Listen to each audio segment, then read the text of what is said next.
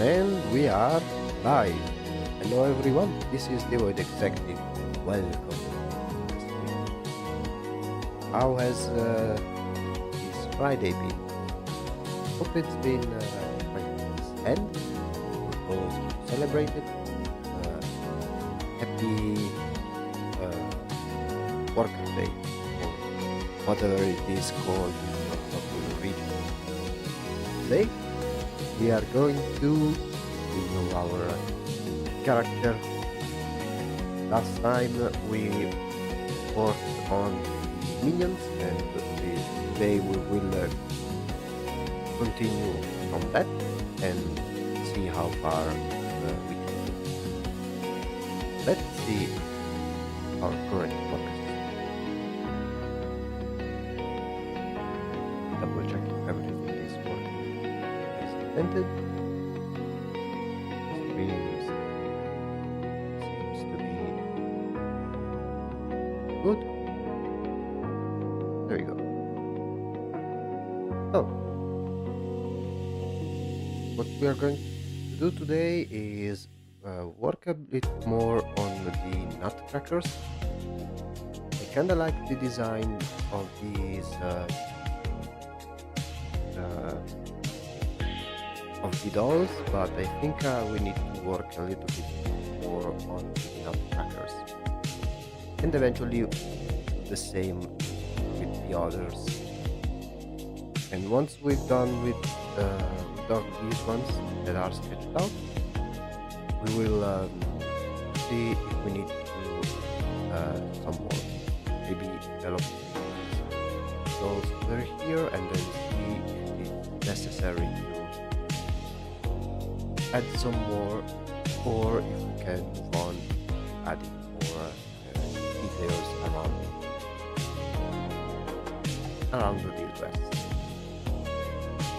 and then maybe even go back adding more details to our character, but I don't think there would be too much to add in terms of elements,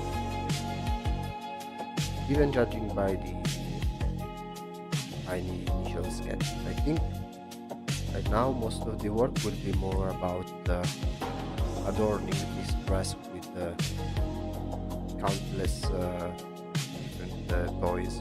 And I think that once that we have both checked out and more advanced, I think they are a bit too.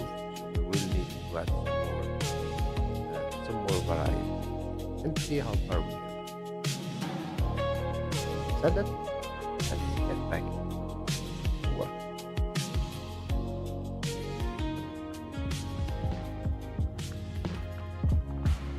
There we go.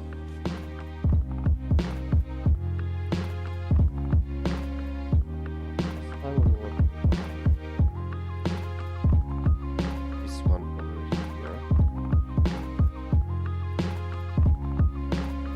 Now we did add some details to this one, but let me now switch over to other ones and see how we do go. Have more or less sketches ready. Now it's simply a matter of slowly working our way.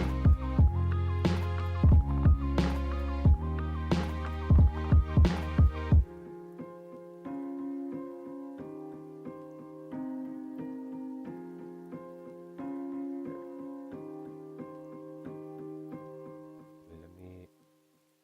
Oops.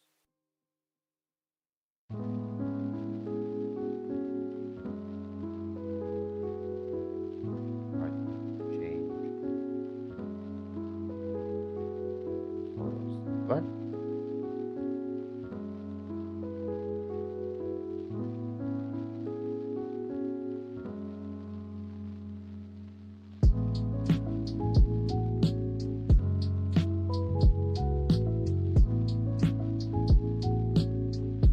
Today has been rather chill day for me. Hope it's been the same for you guys as well.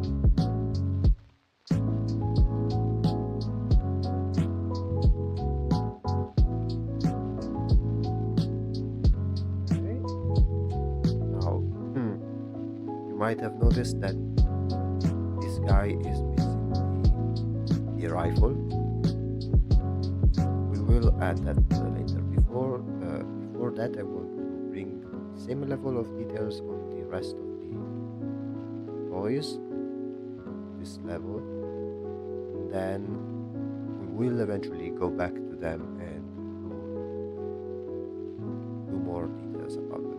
Maybe clean some things up.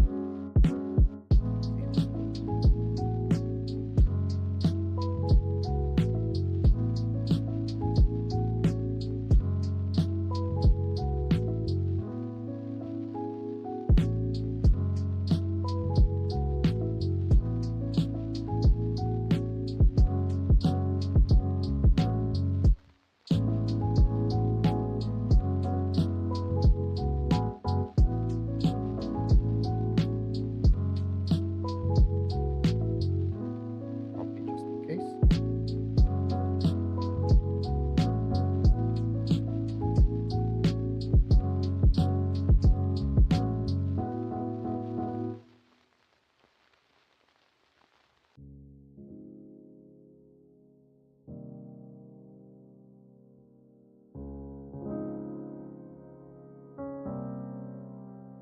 Here.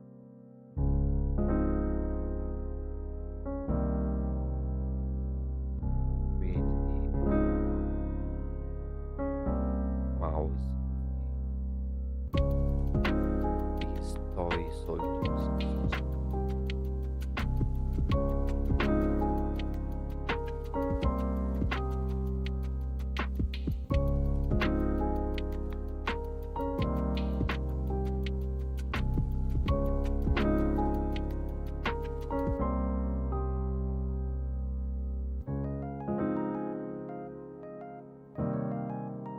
And add the same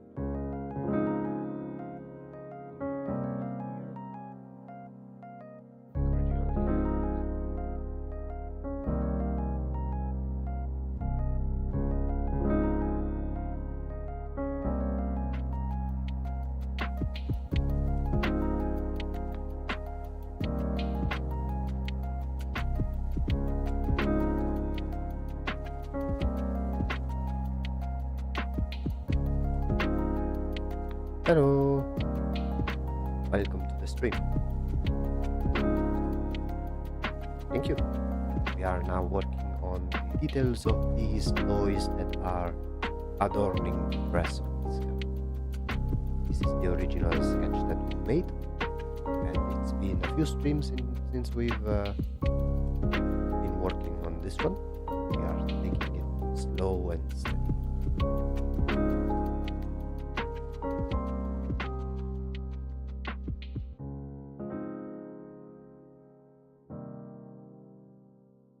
Before I add the mustache, I think.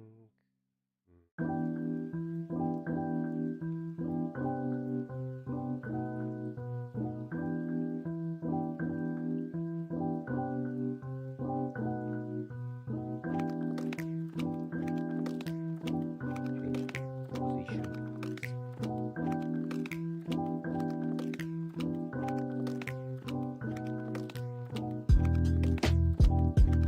And with the other.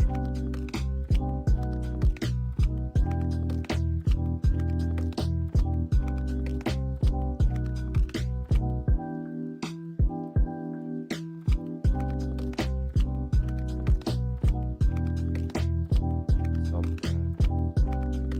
hair.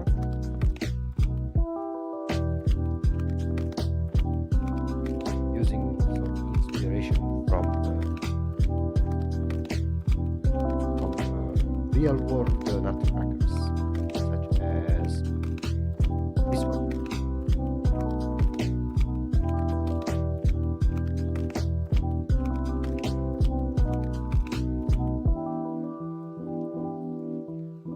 Although giving it a little twist.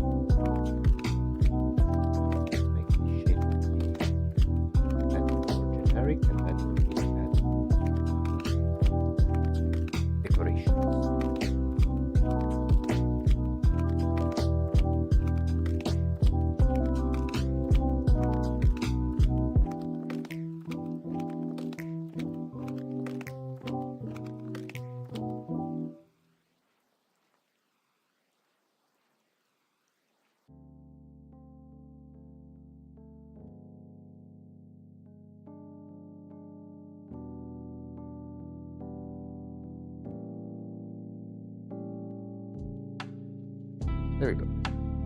The one with the mustache looks kinda creepy, not gonna lie. Yeah, all of them are going to have mustache, and it is intentional to be kind of creepy because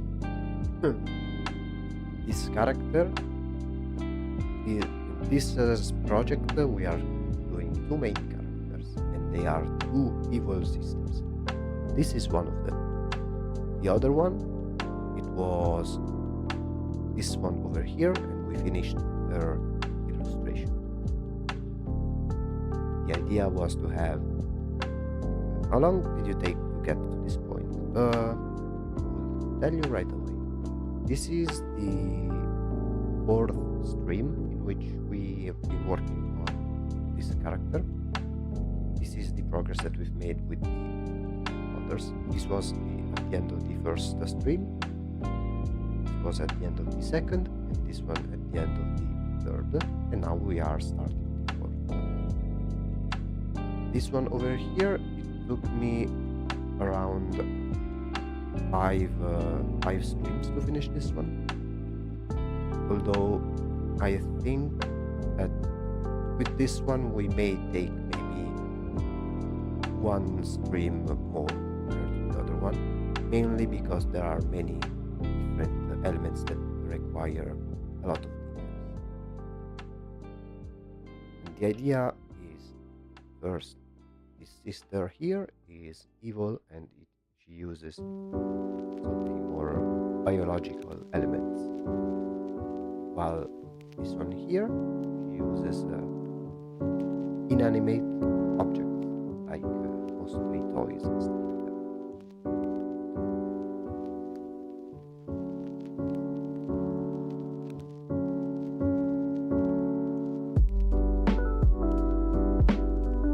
So yeah, this is the current so we are now adding details and trying to make these creepy toy soldiers. They are kind of a fusion between a toy soldier and a nutcracker, like one of those classic German nutcrackers.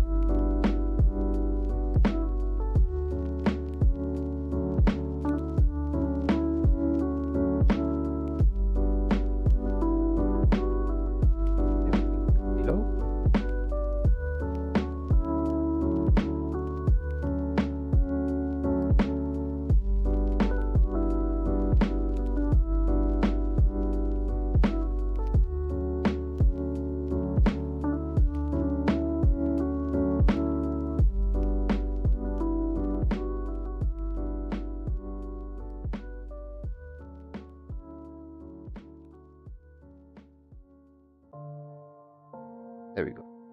This is a fine piece of art. You gained a new subscriber. Thank you. And welcome to the company. Right now, this is what I do mostly in terms of content. I am working on some videos, and when I can, I make some YouTube shorts. But right now, the meat of the content is these live streams in which I work on I alternate my streams between two different projects, one of which is this one over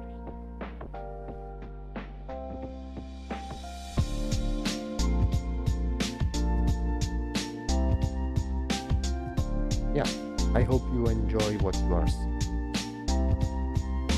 If you have any questions or anything like that, feel free to ask.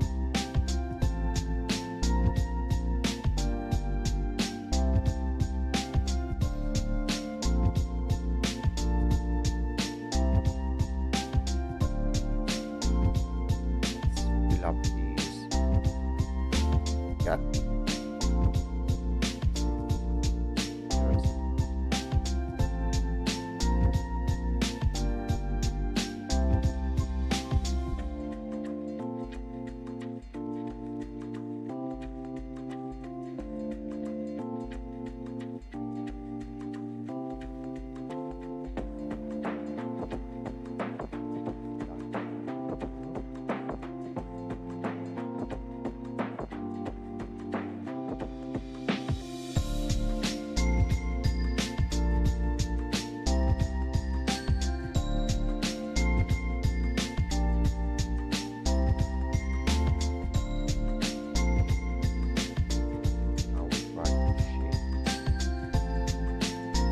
The rest of the world.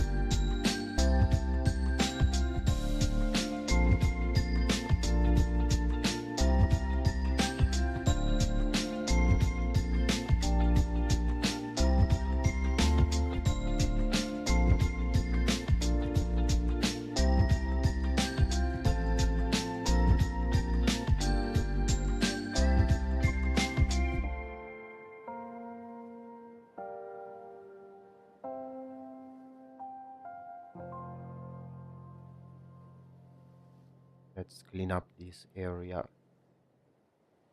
The legs.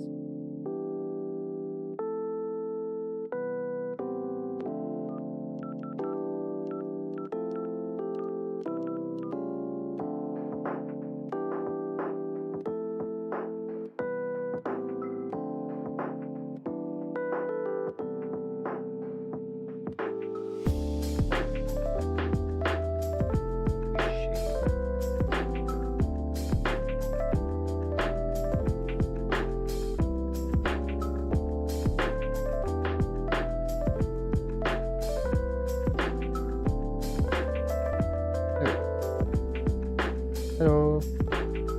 All good. What about you? Day has been quite pleasant.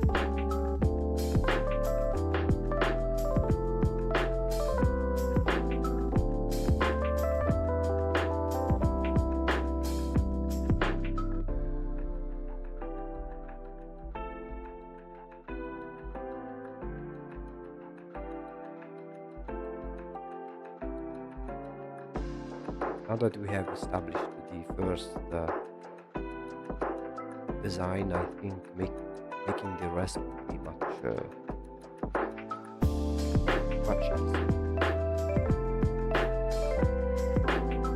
Pretty good. Spent far too long gaming today. What did you play?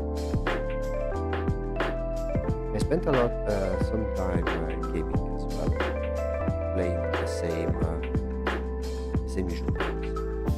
The mic is a little quiet or the music is a little loud. Can't really hear you too well.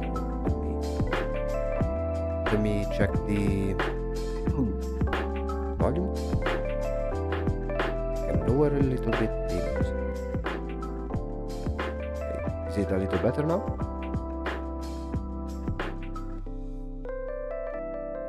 The volumes, they should be okay. Let me see if I can hear myself. Yeah, it does sound very quiet. I don't know why. Let me try to fix it. Is my volume still very... Like, is my voice lower than usual? If so, let me try and... Okay. What about now? I think now it's a little better. Or maybe... 1 second. Testing. Okay. Okay, yeah. Now I think it's a little better. Yeah. I adjusted the volume. Like there's a little knob on the microphone, and that is that's to control the volume of the mic. Okay. Let me just maybe just one notch a little more. There we go.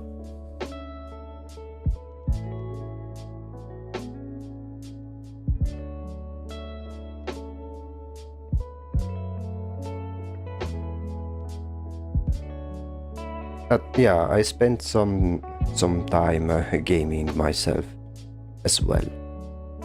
Mostly playing Deadlock, which has been my current obsession lately.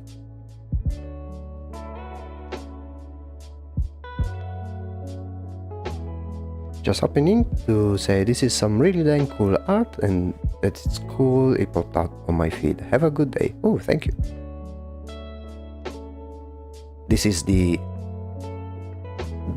bigger picture, but it's still very much a work in progress. I'm happy I appeared in your feed. Oh, and by the way, little celebratory announcement. We have 200 subscribers right now. Yippee! I know it's not a lot, but there is only one direction in which we can go, and that direction points upwards.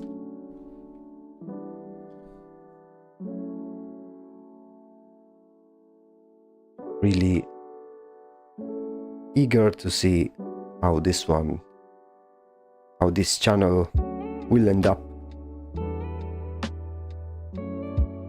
Every little counts, indeed. Right now, my main objective is hopefully to reach 1000 subscribers by the end of the year. We will see how it will go. But it's not something I want to get obsessed over, because that's never a good idea. I will do what I do, and if people will appreciate it enough, I think the growth will happen on its own.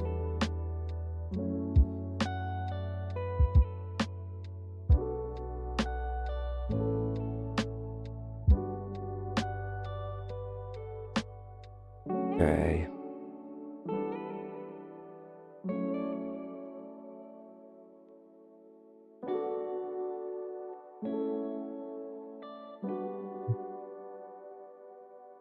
Okay, more or less the design is there. I will just need to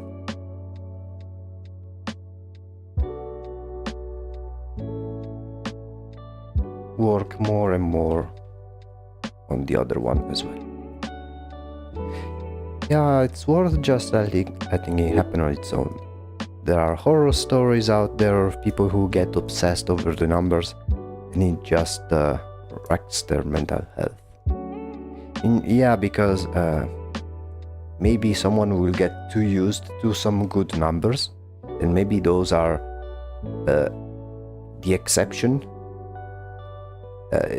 But then they will get that high from those high numbers, and then when it doesn't go necessarily their way, it kinda becomes a problem to them. And that's never a good sign.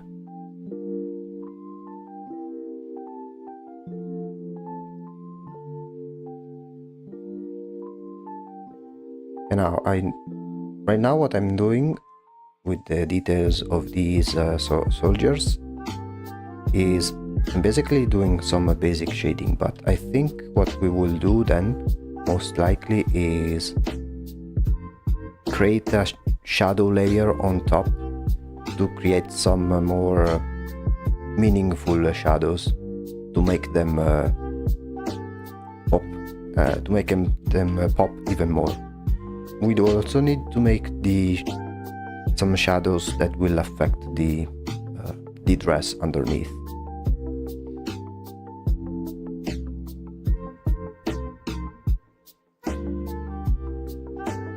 There we go.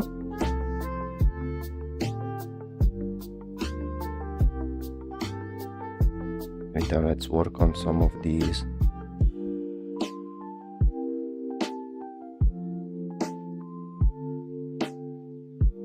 Details as well.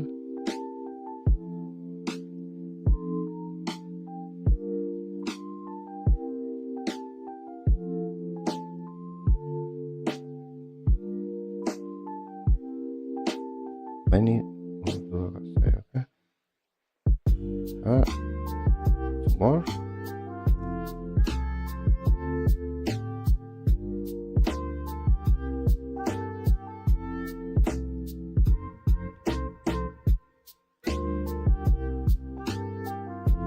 Here we add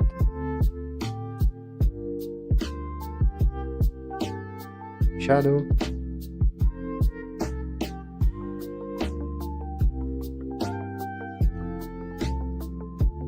I think we need to make these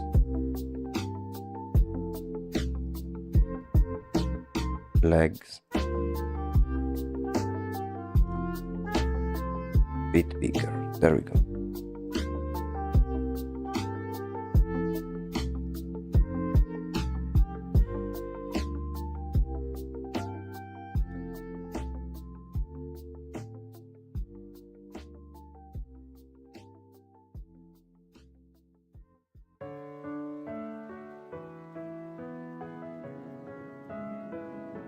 Too thick, the lines. Let me make them more similar to these ones.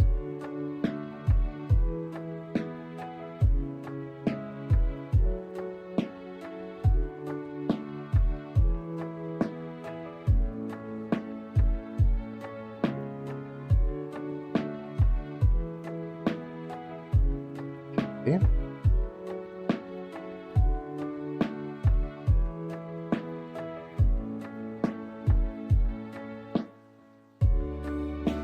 There we go.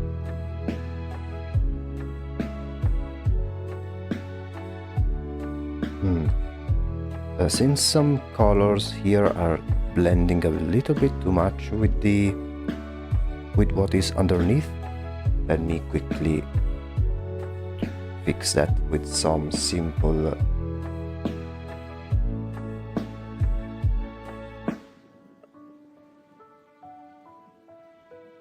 I will make some basic shadows underneath right away, but only as a temporary solution. So it will be something like okay, the light comes from the top and front. Hey, thank you for the follow.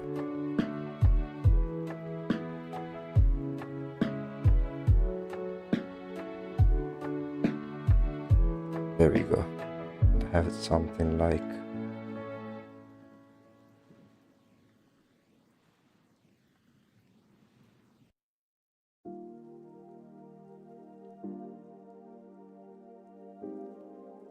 so.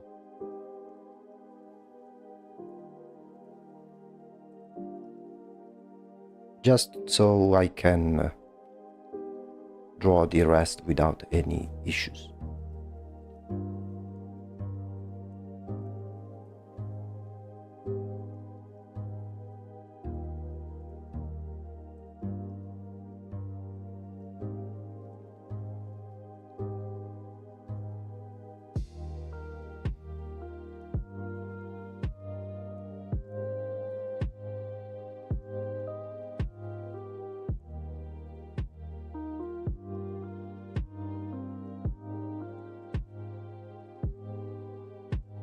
Okay.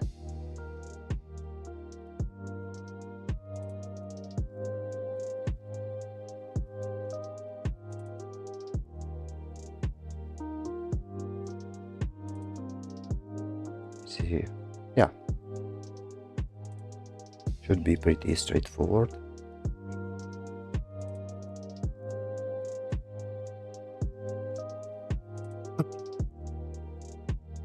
And then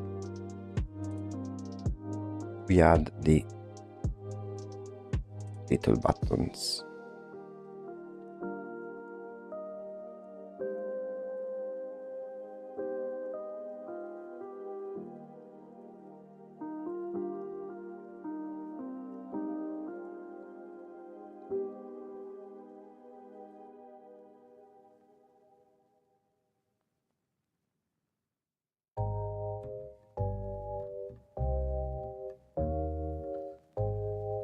Okay.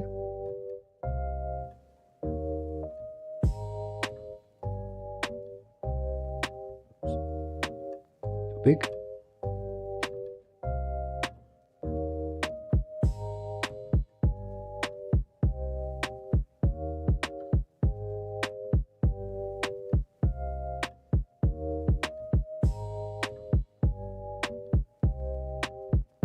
Okay, and now we do the details on the head.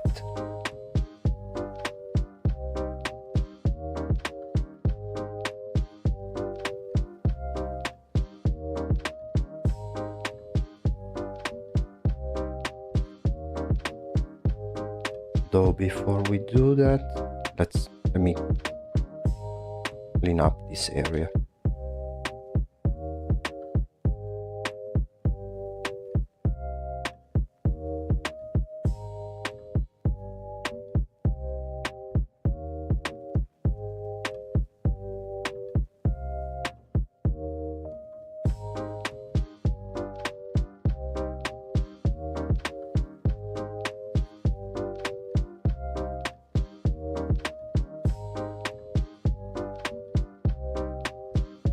Okay.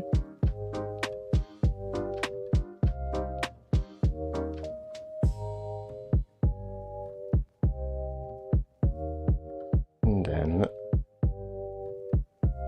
small details over here.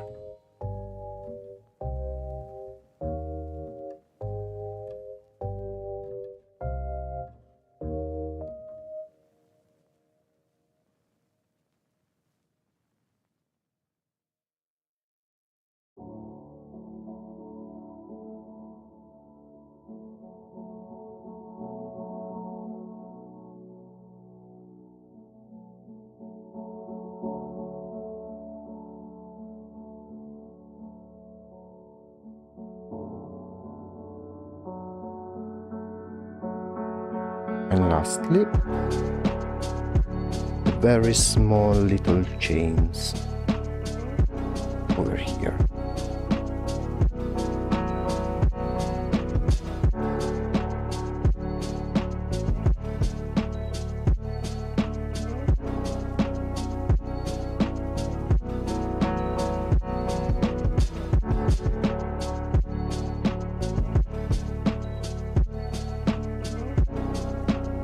Good enough, I think.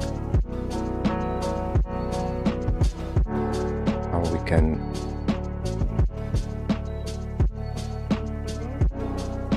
fix these boots.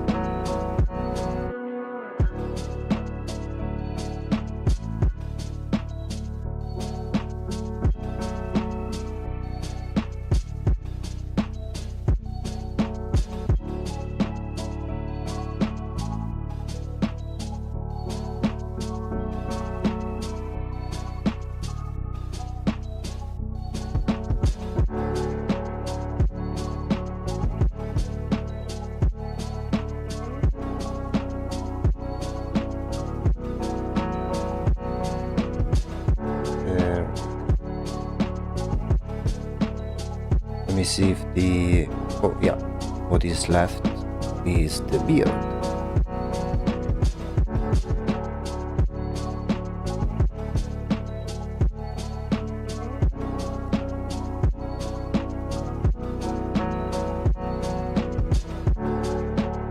Then some of the colors over here.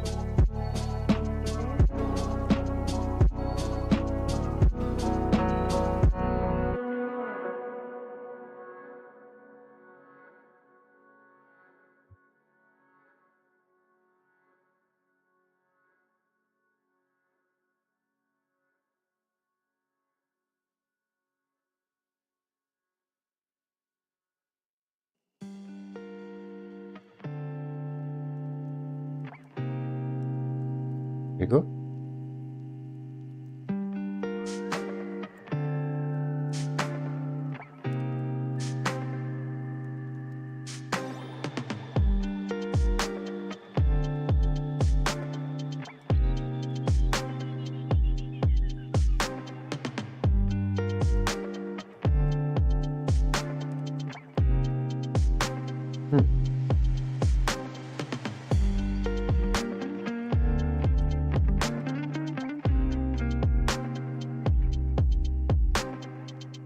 And now there are two of them left, and then we will see if we can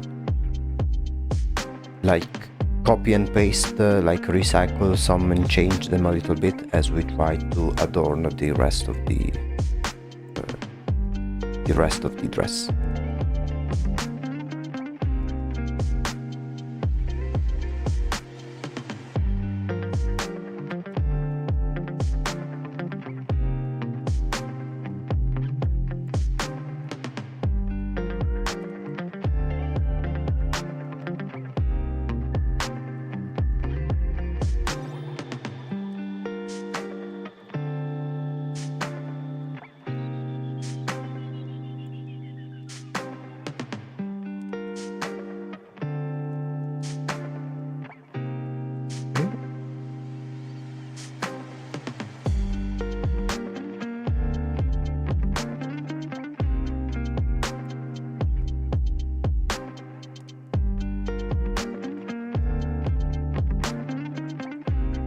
There we go.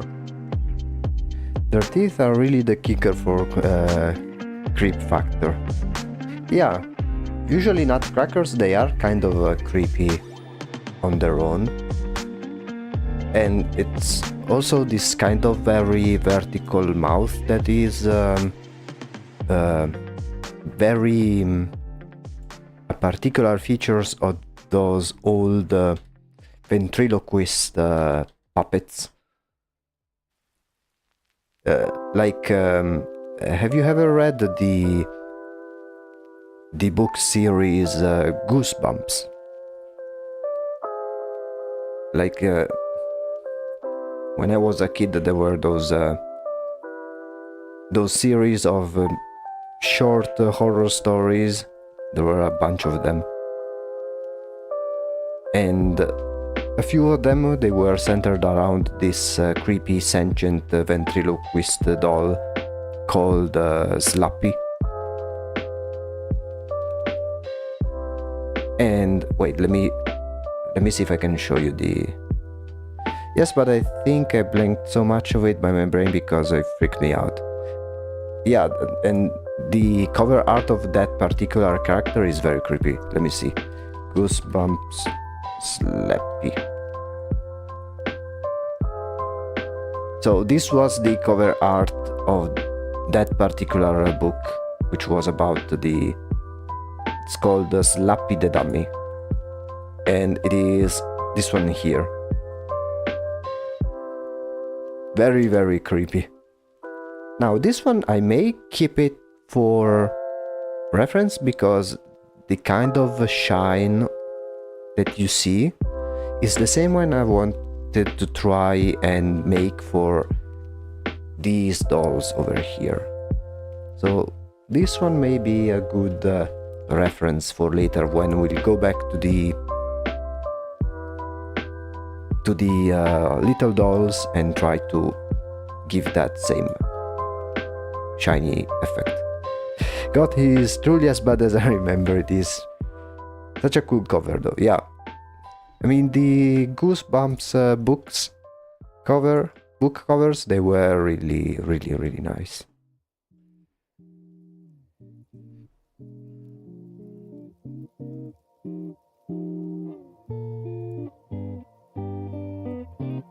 And yeah, the creepy factor is kind of a theme within this project, because then we will eventually make the locations of where these evil sisters live, and those places, they are kinda creepy.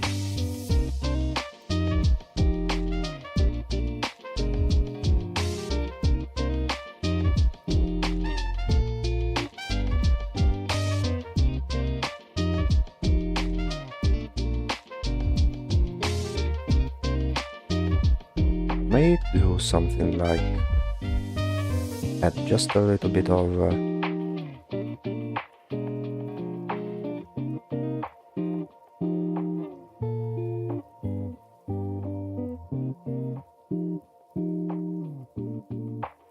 of shadow. Oh.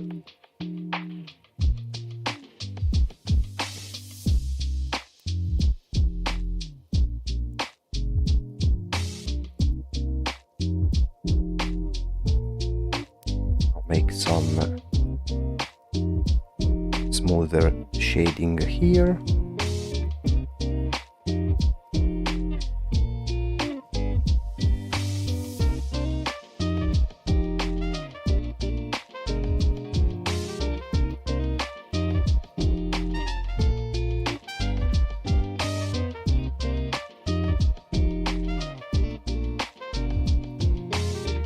Now let's work a little bit more on the head of this one.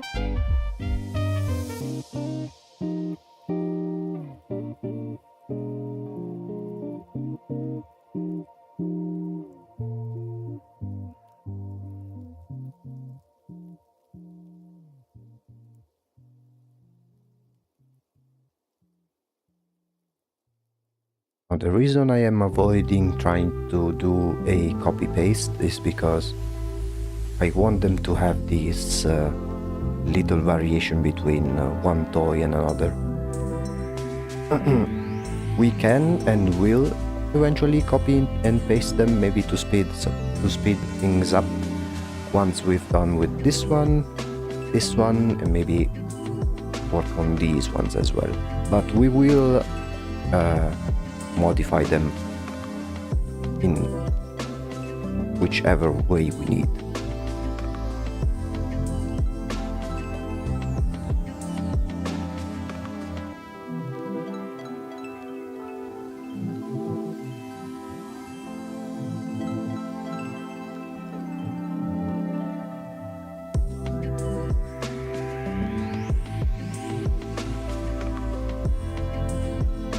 Okay. And now let's do the same thing that we did. Let's add the teeth.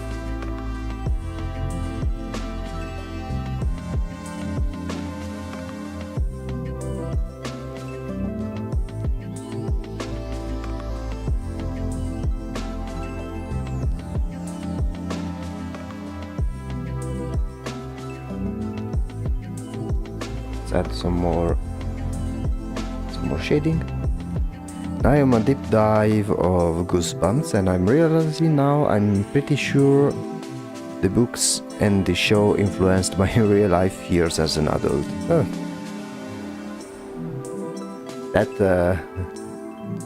That may be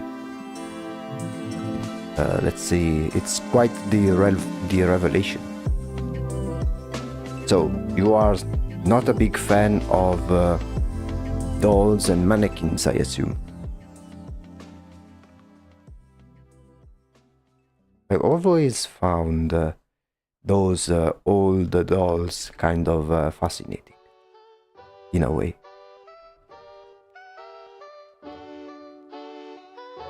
Like, to think that those same toys were considered like wholesome and something that the kids would play with.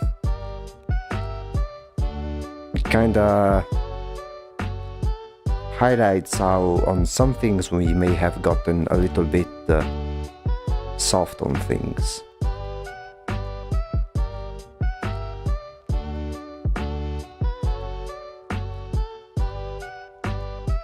Oh, let me add the hair on this side.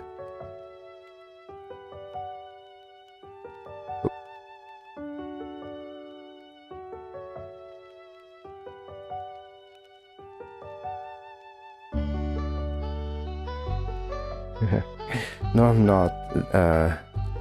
They creep me out. I love looking at them from afar, or horror stories about them, but when I see them in real life I get all on edge and, excuse the pun, I get goosebumps. I don't know, I kinda find it fascinating. Like, I remember when I was little that whenever we walked to any clothing store, you know, there are those mannequins wearing the different clothes. I would imagine myself seeing them come to life, but not necessarily in a creepy manner, more like in a Toy Story kind of fashion.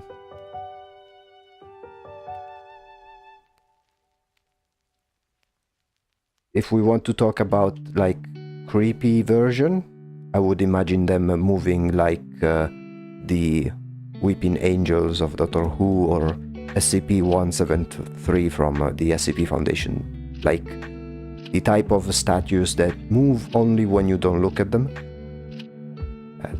That's a classic.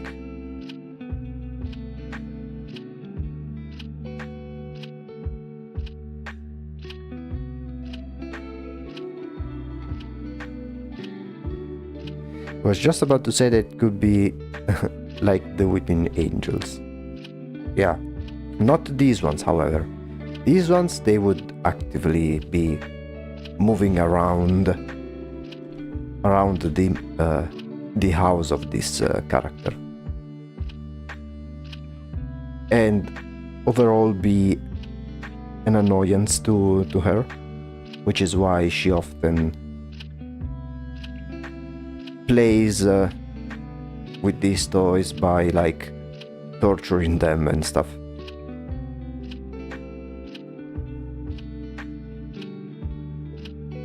Almost as if she is cursed to have those moving toys annoy her.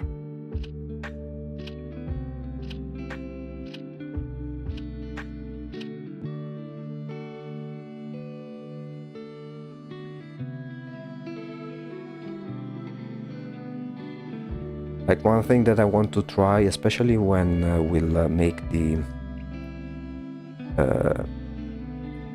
their home locations, is to try to do some environmental storytelling. To be fair, I also have older brothers who love to play tricks with dolls and stuff like that around the house by leaving them at the top of the stairs to stare at you in the dark. I mean, typical trick that siblings do to each other.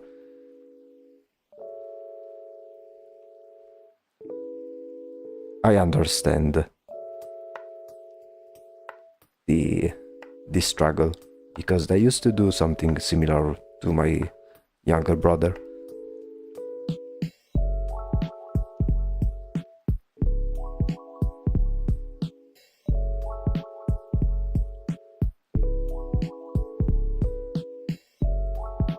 Okay.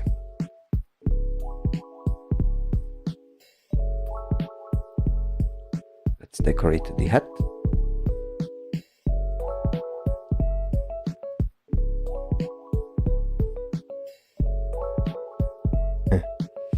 So you're the older one. Makes sense now. Yeah. It's me and my younger brother. Although, generally speaking, we used to, we pretty much went along with each other. We had a shit ton of toys, and we would make the a full-on lore about our bedroom, which was which we called the Toy Kingdom, with their own heroes and villains, and we would make entire story arcs and stuff like that.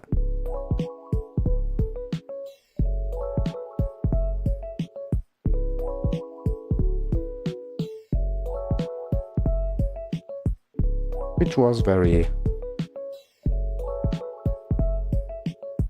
fun, of course. Then we discovered the Nintendo DS, and from there we fully went video game mode. Like me and my brother, we grew up with Nintendo games. Then I kind of moved away from them since I've discovered Steam. while my brother is still a very much a very big fan of Nintendo and Nintendo games in general. Well, for me, both because the games and the company and how the company behaved in general during these last years, I'm not a huge fan of Nintendo. That's so cool, I'm jealous. My brothers are 15 years older than me, so we never really had that. Oh. Between me and my brother there is a 2-year difference, so it wasn't that big of a difference.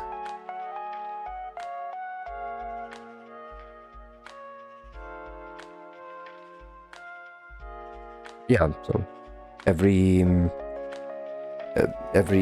before every Christmas we've had those big catalogs of toys and we would choose what we wanted.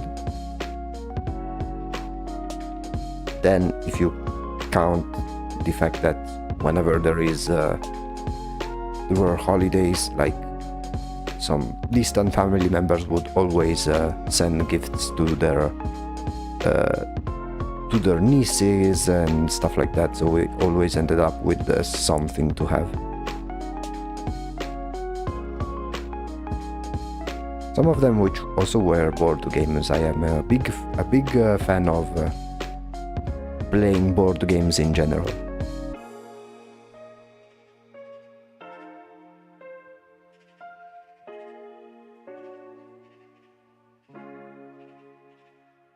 Okay, it's done with this one as well.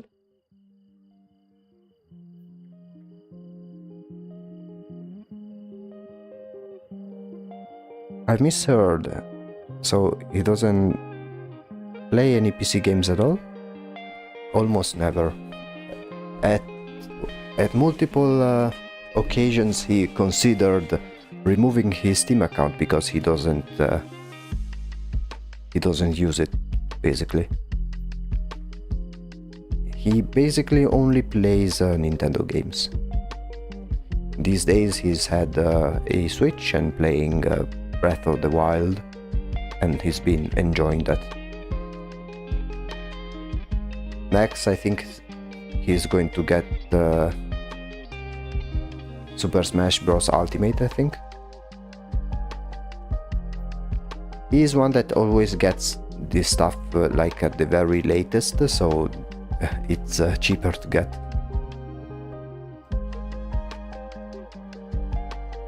Which is, it makes sense considering some of the prices of consoles and console games in general, but I always advised him not to get rid of the Steam account, because me with him and some other friends, we made the family sharing stuff on Steam, so we have a bunch of games that we don't have but that we can play. It's a smart way to do it, yeah. Although for me, I am PC gaming all the way, basically. For multiple reasons. I think that on the long run, PC gaming is far more affordable, given how often Steam games get on sale and how there's a bunch of indie games that have some very big, some very sweet deals. Some experiences cost way less than your average AAA title, and it has a far more meaningful experience overall.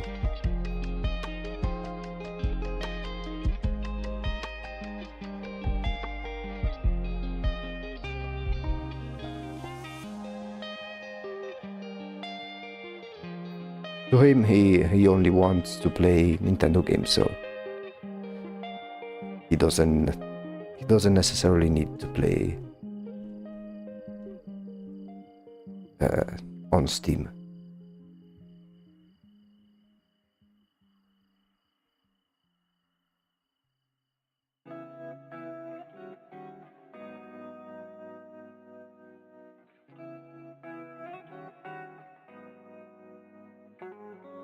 But for me, I mean, any game that Nintendo may do, I think there are some similar games on Steam that are way better, if you ask me. Like nowadays, I don't find any reason to buy and play Nintendo games. Especially from a company like Nintendo, which has some very scummy practices. Like whenever there was that game like Pokemon with guns, Palworld, it has such a big success in comparison to the latest Pokemon at the time that Nintendo basically patented the mechanic of summoning monsters by launching a sphere, which, if you ask me, it's a bit of a scummy move.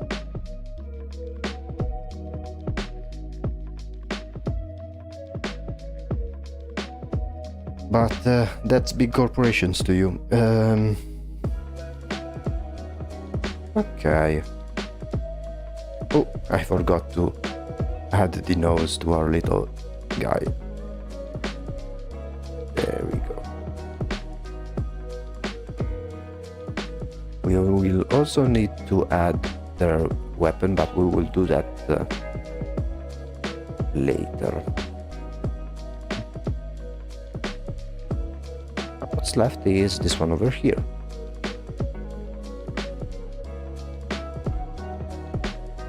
Let me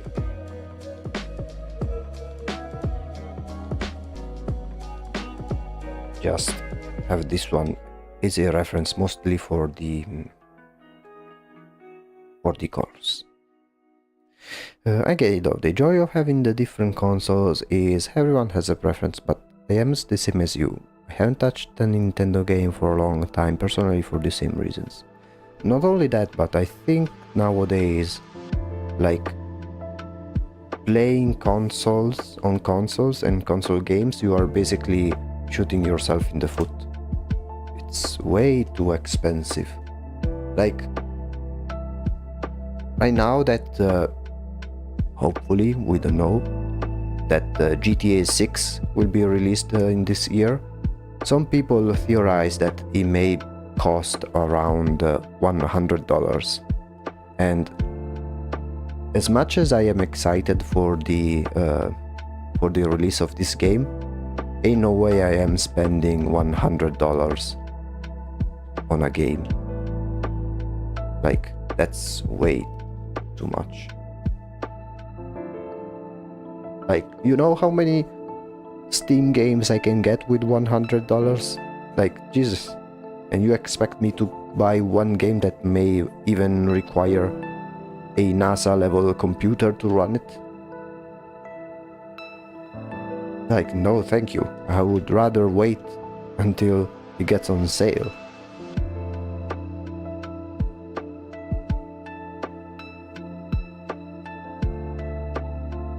Not only that, but I also have my doubts about the end quality of GTA 6. Because if you think about it, we have not seen one single gameplay of this game. So far we've only seen cinematics, and I mean, yeah, they look good, but they do not represent the quality of the game itself. So what do you expect me to do with that information? Like, yeah, wow, we have jiggle physics on the characters' ass and tits, but I mean, yeah, it's nice, but I want to see some gameplay, see how interactive the world is, and things of that nature.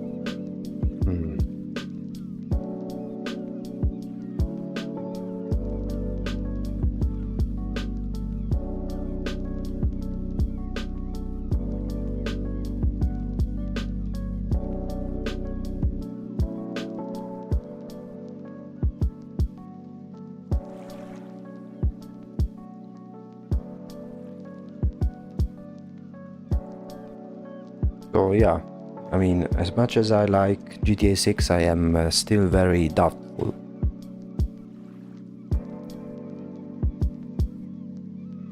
Who's hired? Well, you viewers. If you subscribe to the channel, you are essentially hired to the company and are compelled to follow these company meetings in which we explore and create new worlds for corporate gain. Heck yeah, I'm hired. Nice. Welcome to the company.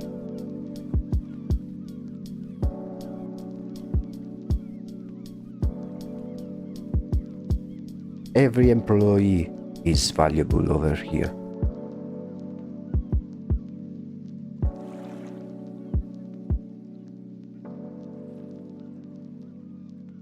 Okay,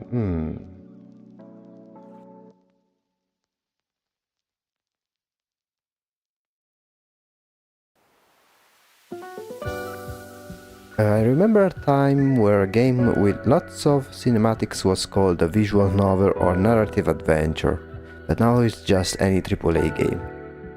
I mean, the problem isn't that there are many cutscenes, because like I am someone who really likes games like Metal Gear, which they have a shit ton of cutscenes. But at least in the promotional material, they show at least some gameplay, so at least people can have an idea on what to expect.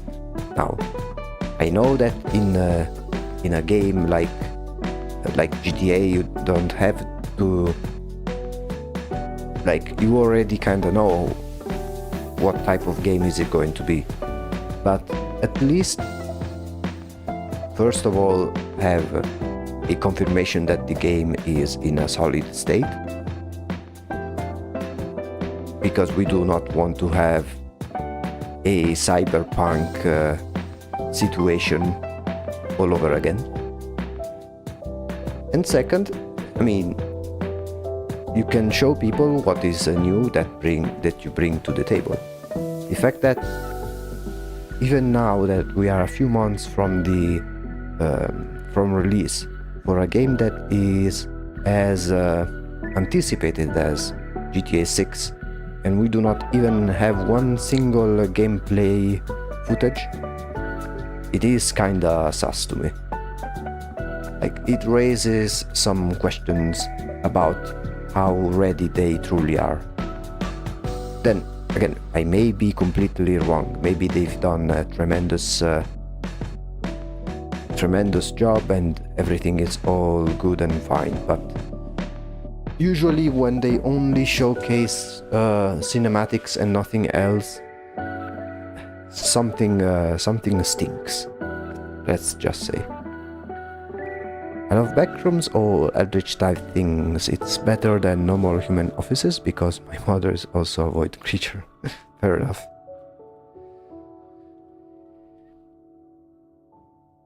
Then you will feel right at home.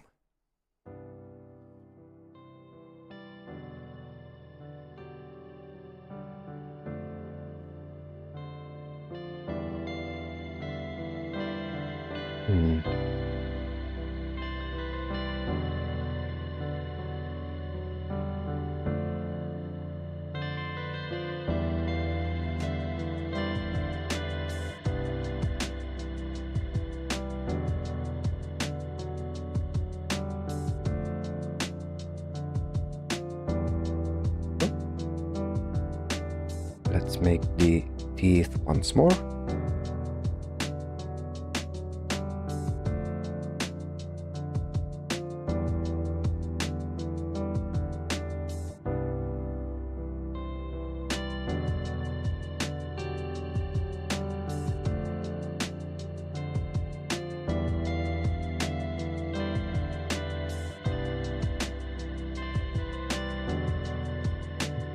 I want to change the shape of the... Actually, let me do the mustache real quick.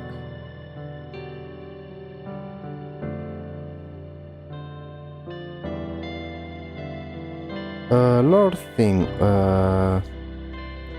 Why was I born this instead of void? My colors could have been taken away for some reason, probably the reason why I accidentally got to Earth. My mother is the void creature, but how come I'm not? I mean, that would be a mystery. New quest for you to resolve, I think. Here in the void, all sorts of people end up here and end up meeting the company and the CEO. But they can come from any sort of place. But how they came here is of little concern.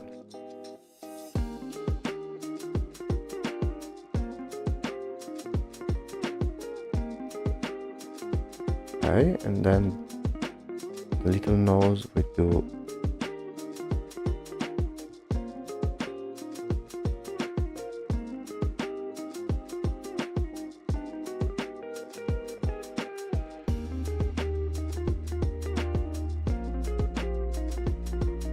something like so. I have 4 DNA, okay, no DNA at all, but somehow I look too human.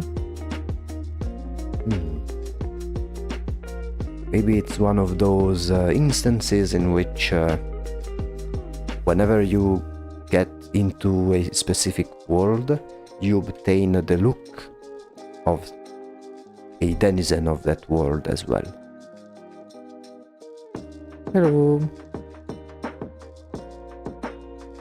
We are doing very well. We are continuing the creation of these little toys. We are about to finish the last nutcracker. After that one we will quickly make these dolls, and then we will see if we can like duplicate some and change them in order to fully adorn this dress.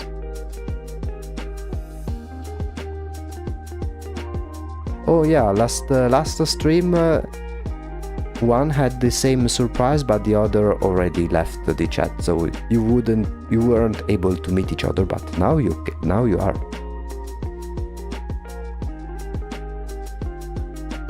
We are all void creatures in our core. Don't worry too much about the outside appearance.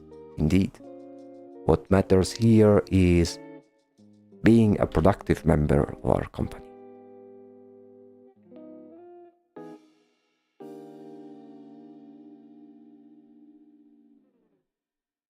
Top 10 mental references. Let's remove this area that we don't need. I think I will also temporarily remove this arm because we will do that later.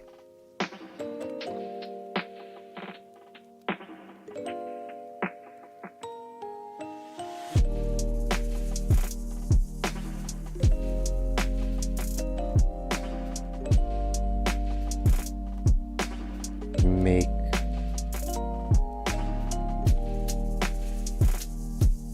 this one bigger. There we go. The art looks nice. Hope you are doing well. Thank you. I am noticing that, I mean, judging by the current speed and the amount of things that we need to do, we will take a little bit longer to finish this drawing compared to this one over here. This one, it took us around around 5 streams. In this one, where we are at our 4th one, I think we will take around, I think, at least 6 streams, but I may be wrong. We will see. Mainly because we have many little things that require details. Here it was a little bit different because yes, there are lot of details over here, but they were pretty straightforward, like nothing that required that much attention. Same for these tentacles, they were pretty easy to make. In here, however, there are many elements with many little details that need to be that we need to pay more attention to in order to make a good looking image.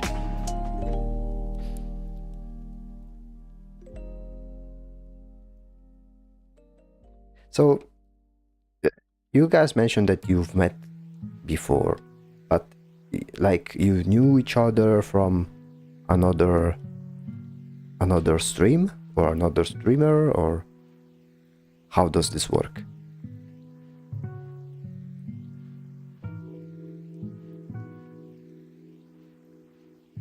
Because I am kinda curious now.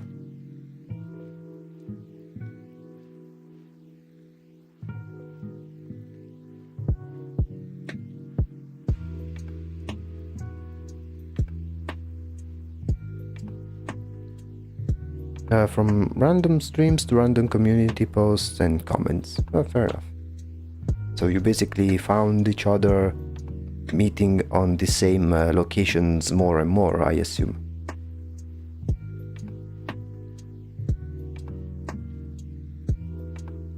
But just keep popping up in the same places. Yeah. We had a reunion on another stream and a bunch of others. I accidentally summoned Haro, Zany, and Socrates, and here had front row seats. Yeah, somehow it felt weird. Twice, Let's say, in a way, that fate wanted you to eventually meet on different occasions.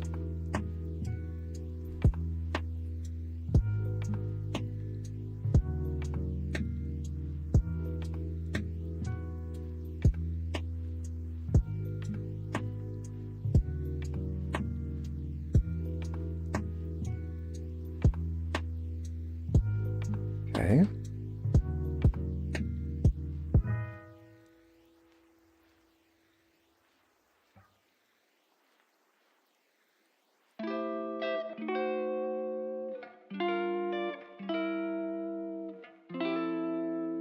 Make this part much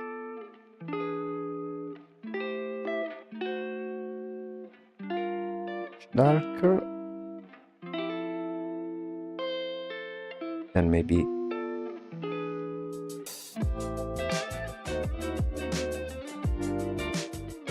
change these shoes.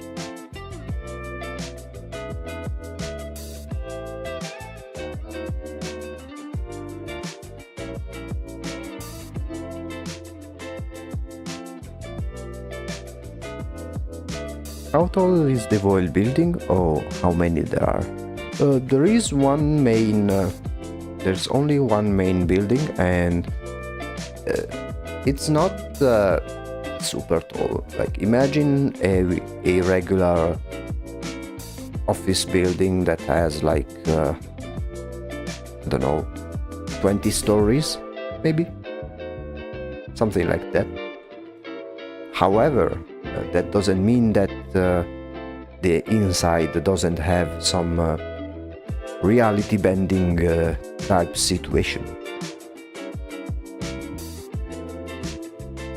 Like, the sizes inside, they are hardly relevant.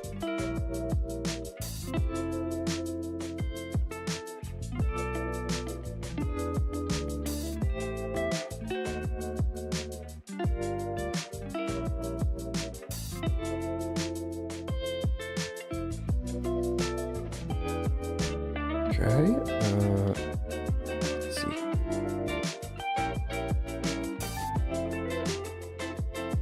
Almost done with this one.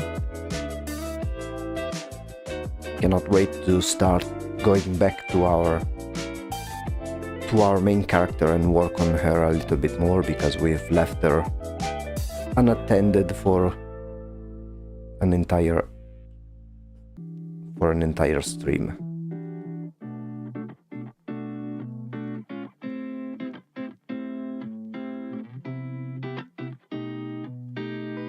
we'll make some comparisons with the other one that we've made, with the other sister, to see, because we want to make it to make the same level of quality and detail between one and the other, so the two images are more coherent.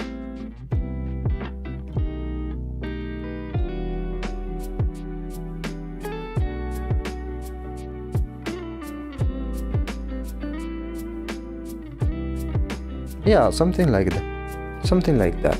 Like have, if you are a fan of Doctor Who, it can have like a TARDIS effect when the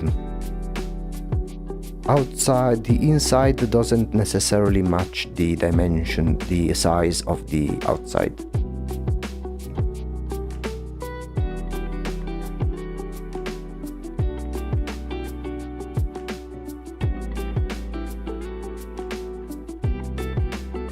And by the way, it will be something similar even for the locations of these evil sisters. Like, I was thinking that since they have some paranormal elements going on, I was thinking that the places do have some reality bending properties. I've been thinking how these two lazy make me think of representations of tarot cards. The world controlling matter, and the emperor has authority for controlling things/others. Both are noble. Maybe. I am I do like tarot cards, and I did make a interpretation of mine with tarot cards, but that was years ago.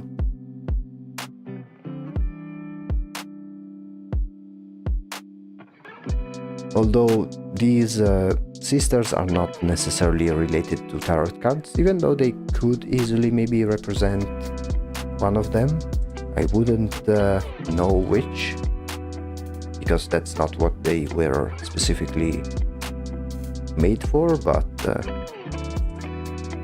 I understand the connection that you make.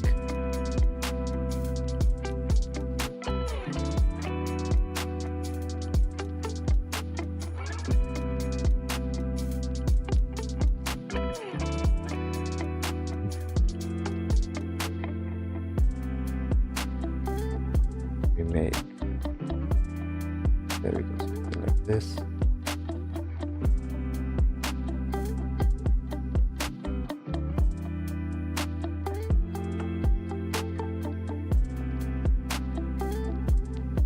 And then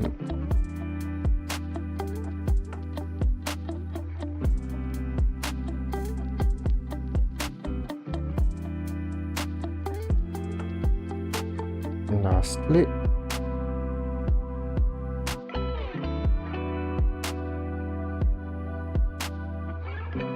oh yeah, totally, it was just something that popped into my mind. Yeah, fair enough.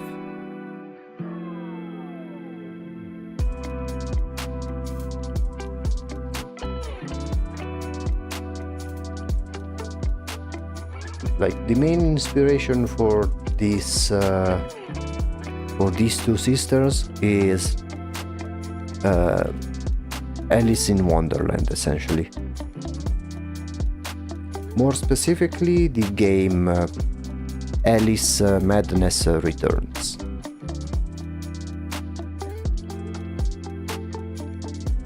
If you never played this game, I highly recommend it. Published by EA back when it was a good company.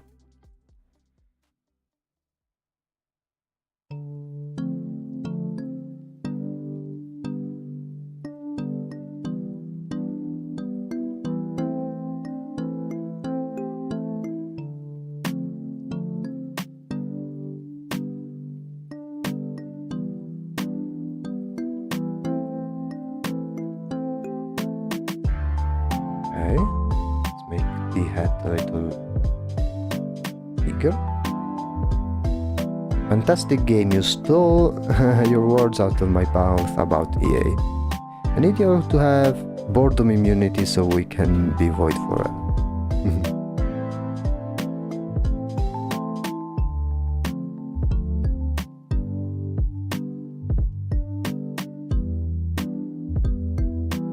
Okay. And now what's left is the little arm that makes the salute.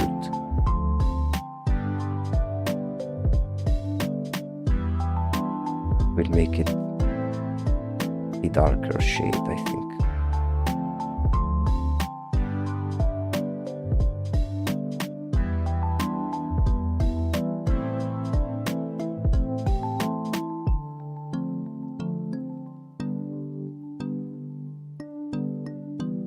And then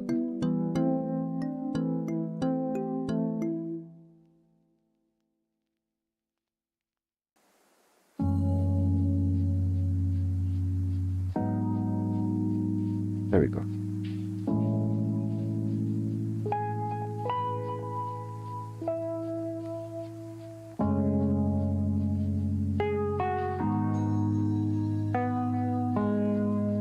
Do we voids have boredom immunity yet, or is that our goal to find a cure for stagnation?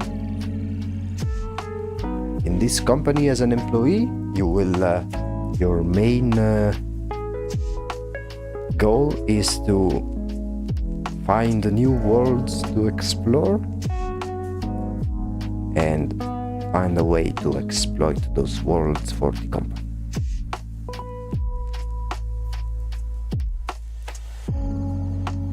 Think of it like something like the SCP Foundation, but a bit different.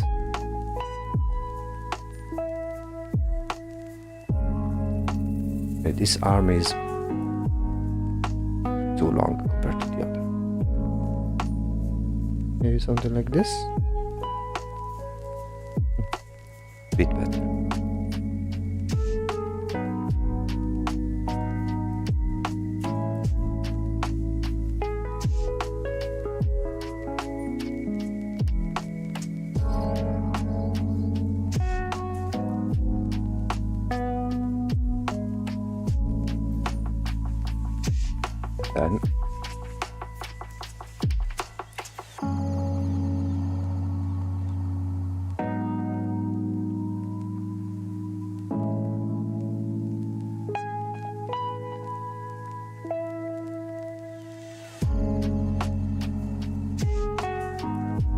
Then maybe over here we make a gradual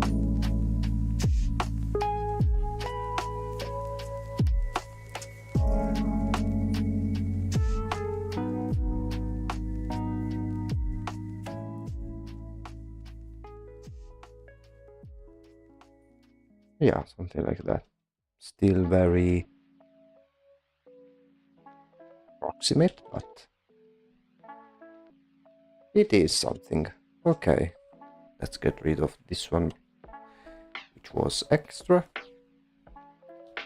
Let's get rid of these ones over here.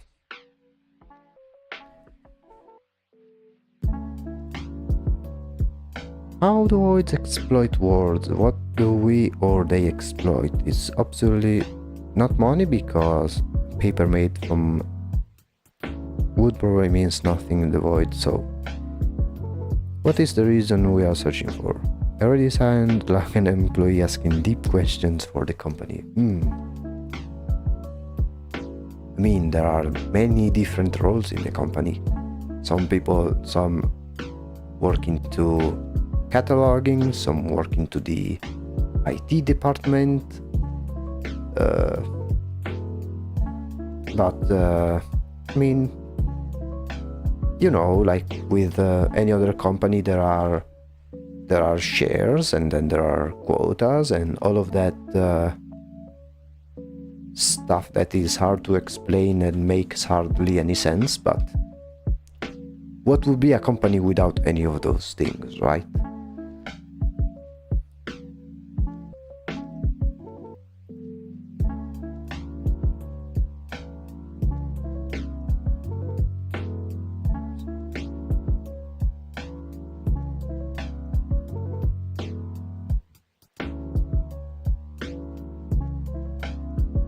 see. I will make a quick shading of these dolls over here.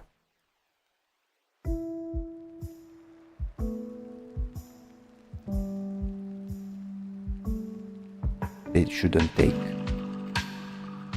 too long.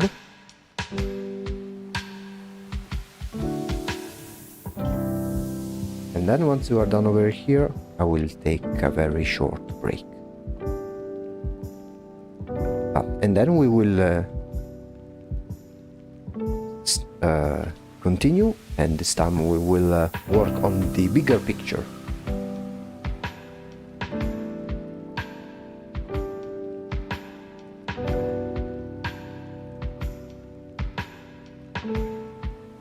I mean, the world we go into, what resource are we finding? Is it more employees? It can be more employees, but I mean, it can be anything really.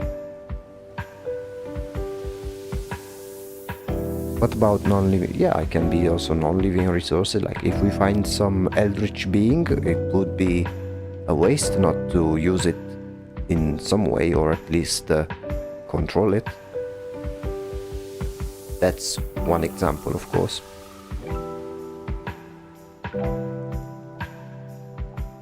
I mean, we can... the company will use all of the resources to cause potentially some chaos around the other worlds, but let's say that the two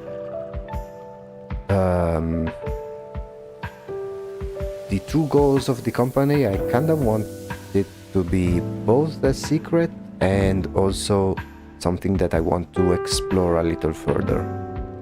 But right now they are not entirely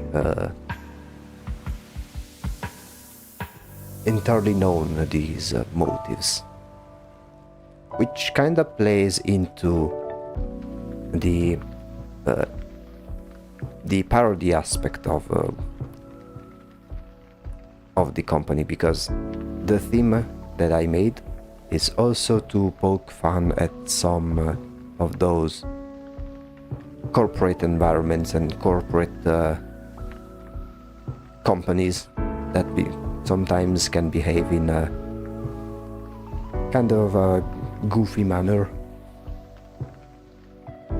like complaints with HR, corporate jargon when someone says a bunch of words and no one understands what they mean, pointless meetings and emails, I don't know, absurd interactions between co-workers, stuff like that. It's kind of like think about aperture science. Like, if you ask yourself, why does aperture science do all of those tests that they want to do? It's hard to find an answer that makes sense, because they will tell you, well, we just do science, and you're like, okay, thank you, but what does that mean? We do science. That's kind of the same situation.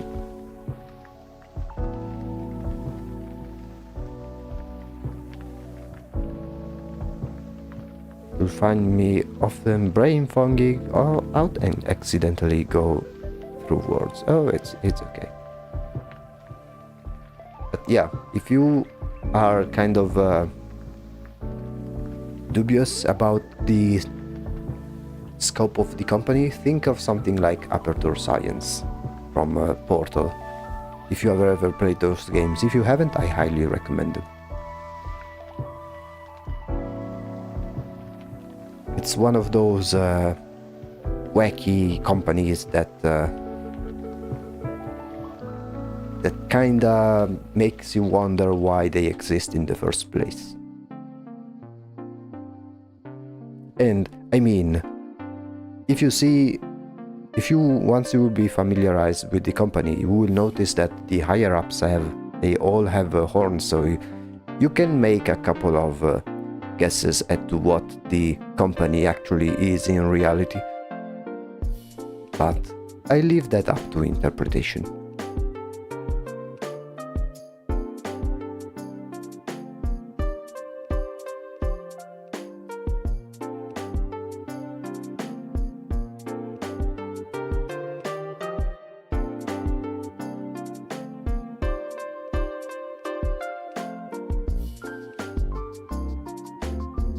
Okay, we are almost done with these initial. They are very much a work in progress, but we'll have to. This will do for now.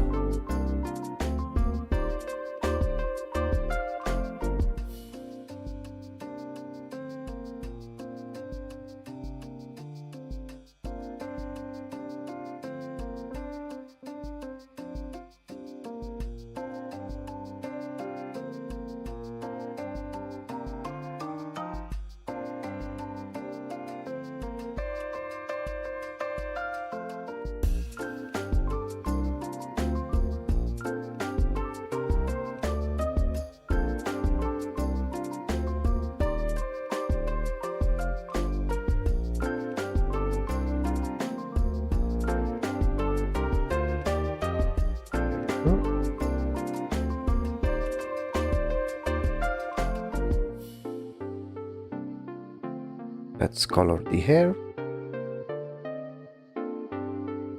Still in a very approximate manner, and then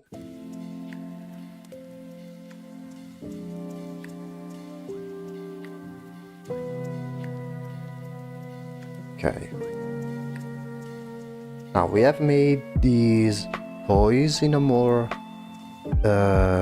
detailed manner. One thing I will do is I will flip the image and take a very short break, get some water, stuff like that, as always, and I will be right back in a few minutes. Be right back.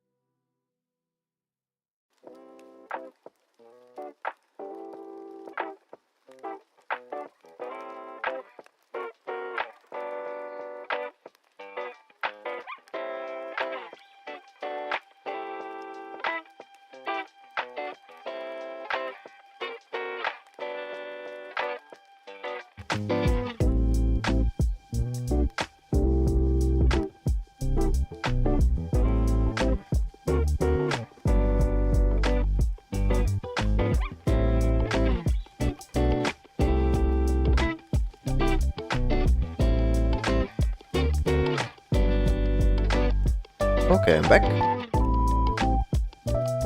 Let me just drink some more water. A moment.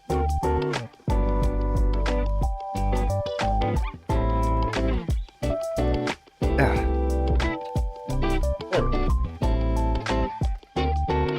Hello, not off, but welcome. Now we have our toys made, although they are still not permanent, let's say. What I want to do now, just to continue the progress on the character itself, let's turn these toys off for now, and instead I will try to do these same type of decorations. Most importantly, the different folds on the fabric in here, which desperately need some attention. They will be pretty straightforward. Click over here.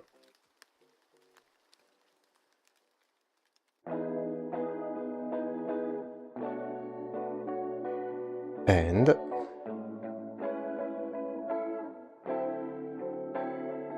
let's make a copy just in case.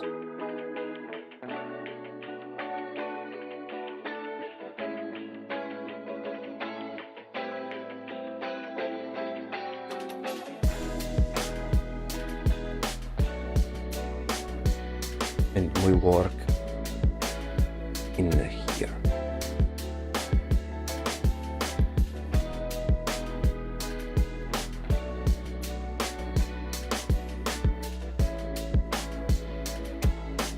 Oh, by the way, let me make a quick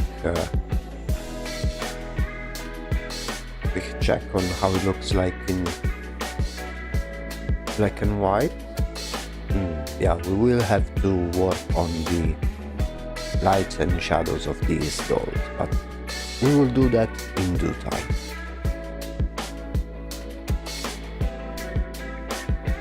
And then we'll go back over here and instead work more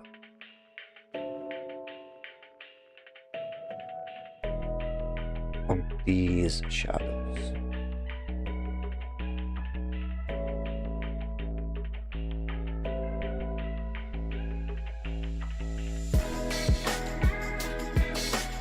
Maybe with a reply.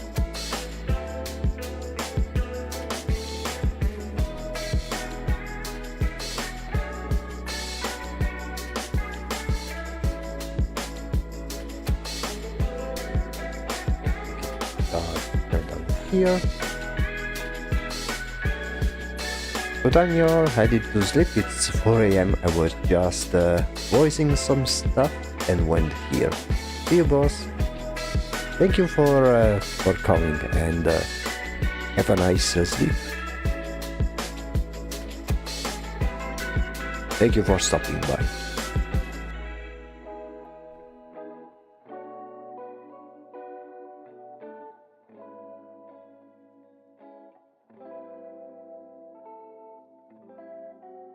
We need to remove some of these nasty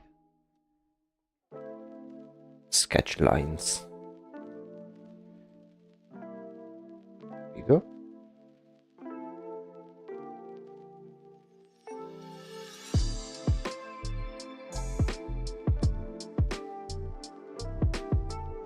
Clean up some areas over here.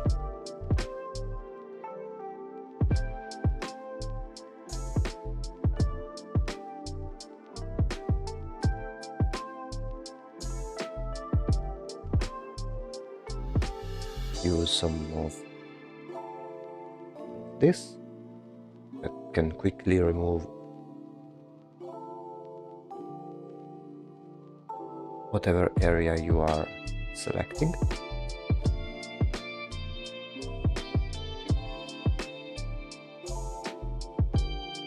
And now we can simply start working on these lines. We'll go very randomly. We'll do the same process that we made for this one, which is first it was something like this in this area, and then added all of the different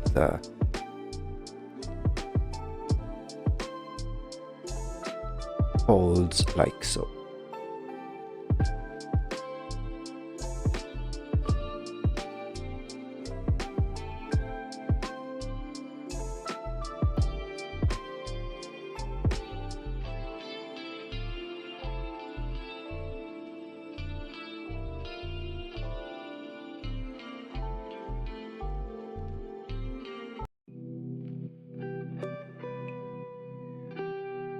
Okay,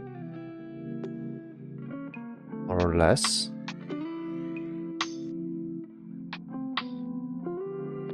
Now we can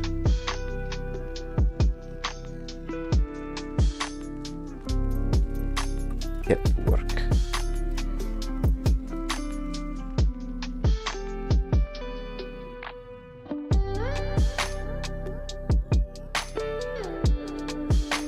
Which is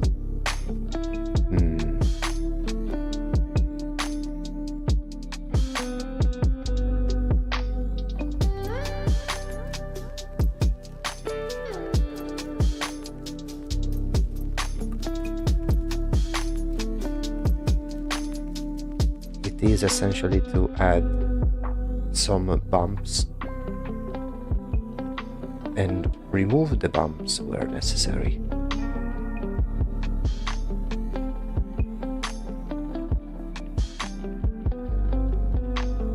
First, let me see if I can do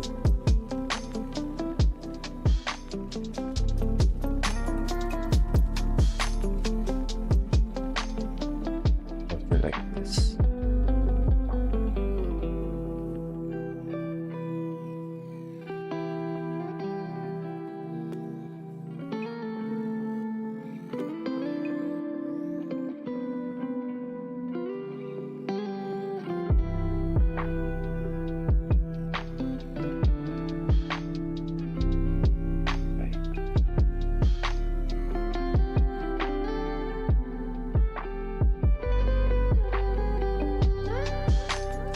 And the fact that these shapes are all not perfect, like irregular shapes, that's what will give the drawing some sense of authenticity in a way.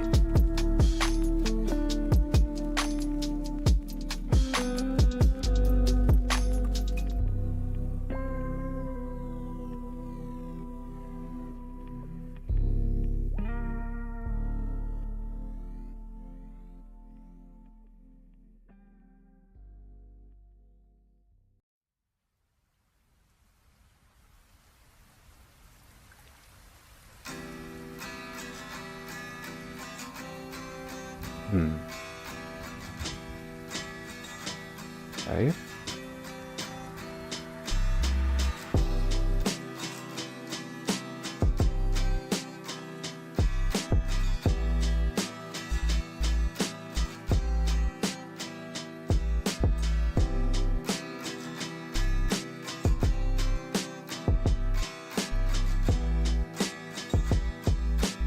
Try to make the transitions between light and shadow kind of smooth. We still have the backup to see how it looks, how it looked like before, and we still have this one as reference.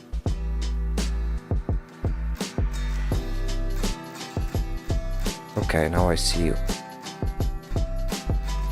how we made it.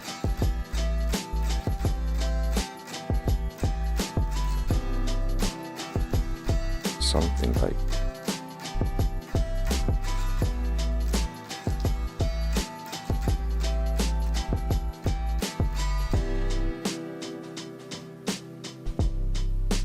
so.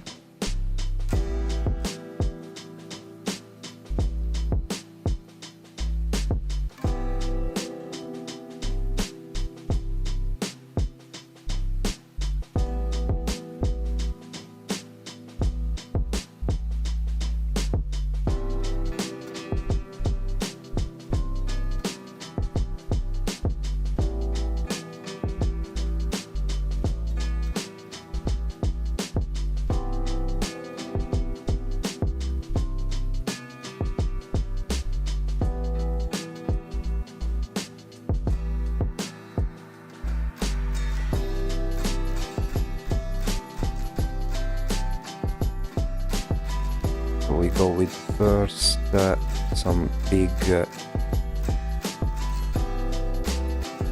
bumps.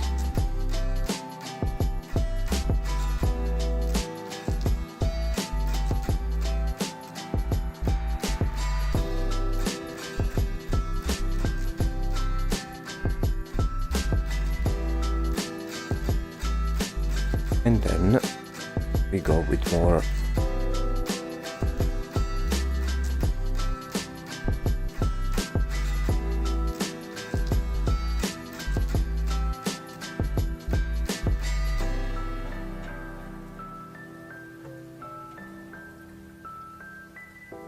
details.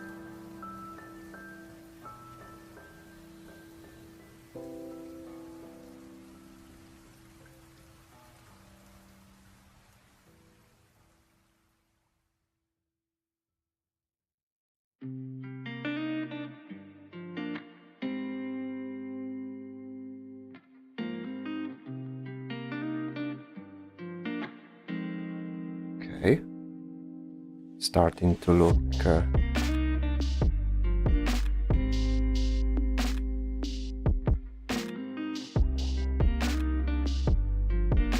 believable, I think.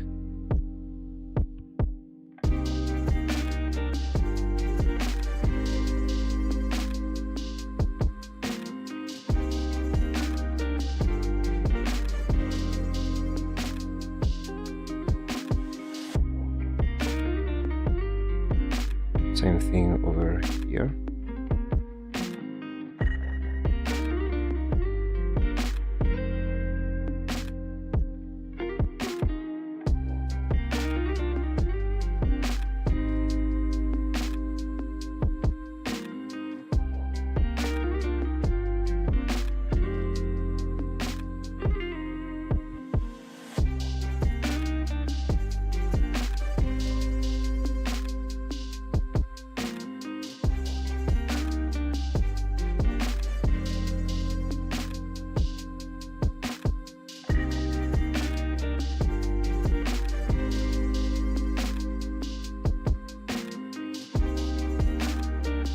Add some more shadows in this area.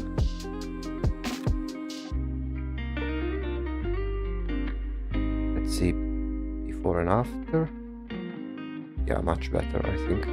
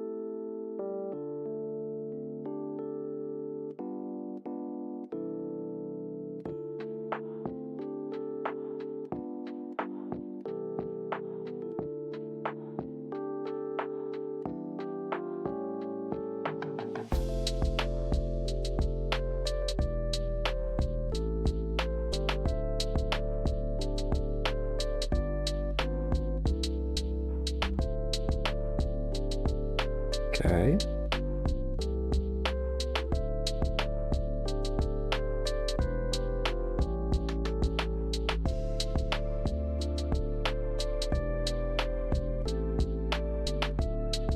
Maybe this area needs to be a little bit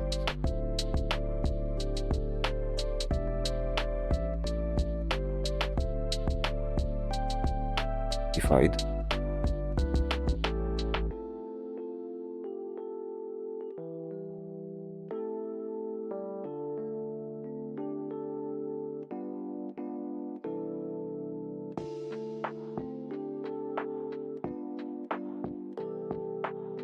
Maybe not.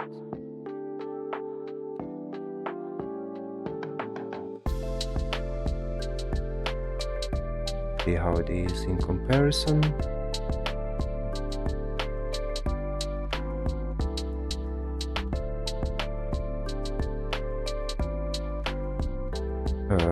One second. Okay.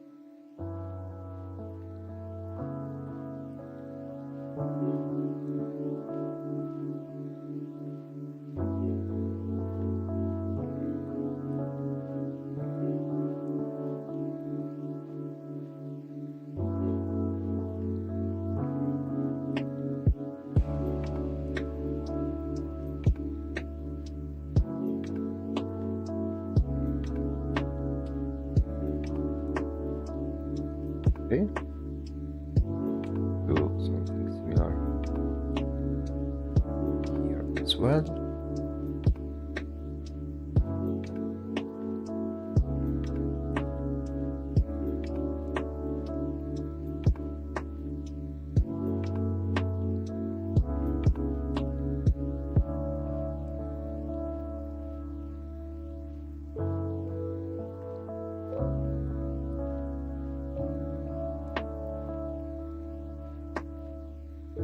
And we need to use these darker areas to better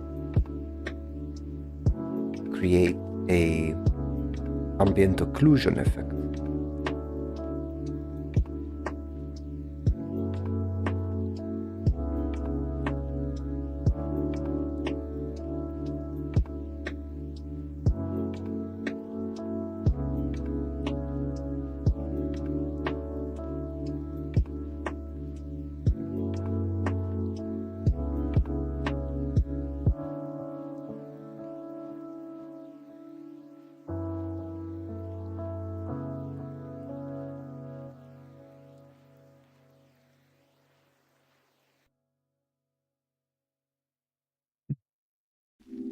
Ambient occlusion, my greatest enemy.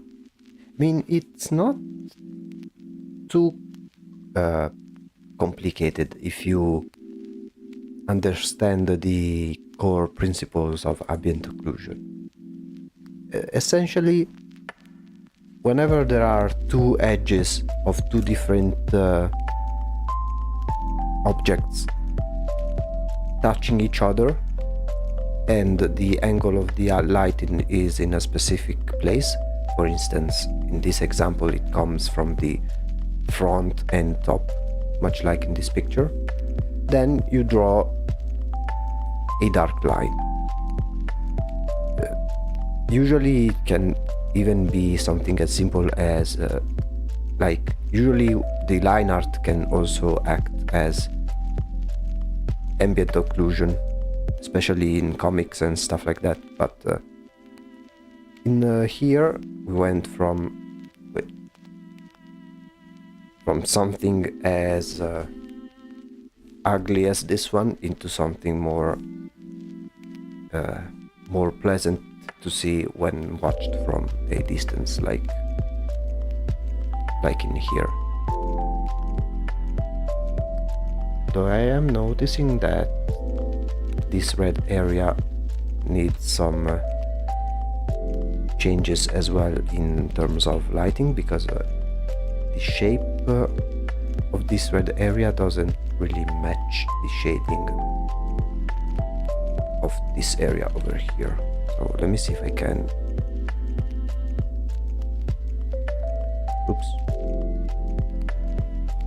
switch it up a little bit.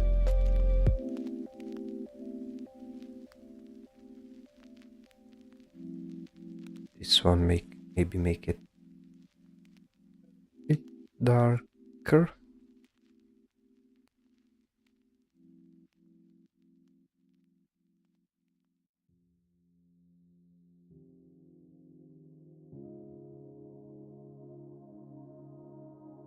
Then again, I don't want to make it too dark, but at least make it light where it makes sense. Let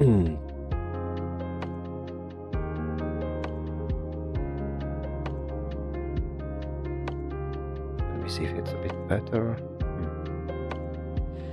Yeah, true. It is actually a very valuable thing to understand. I'm simply saying.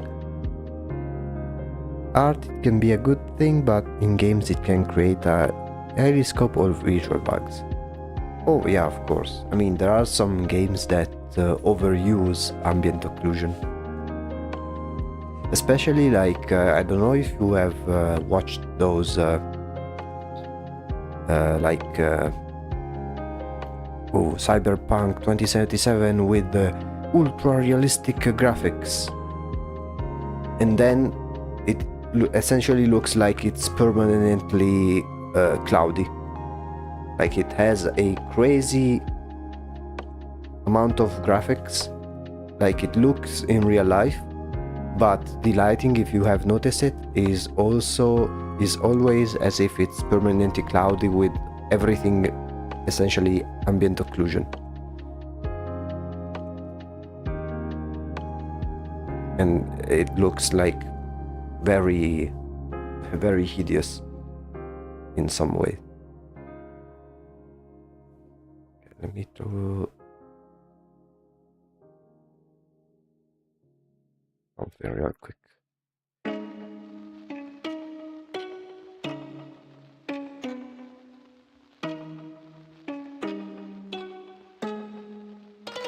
There you go.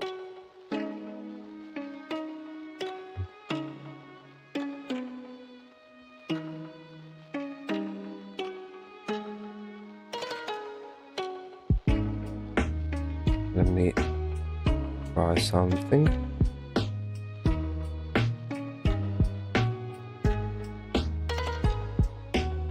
Okay, it's a little bit better this way.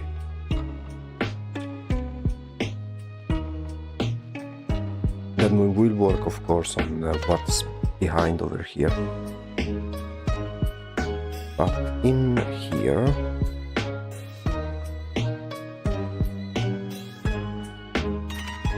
I wanted to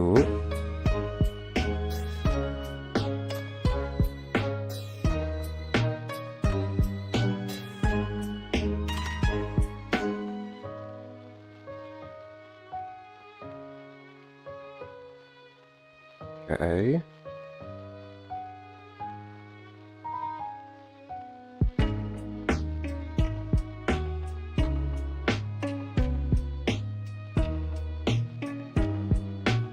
And then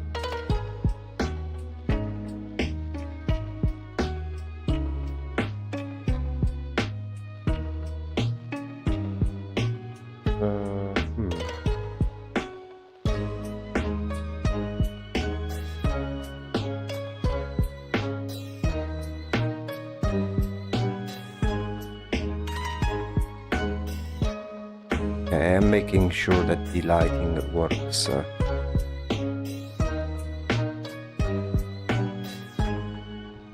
as intended.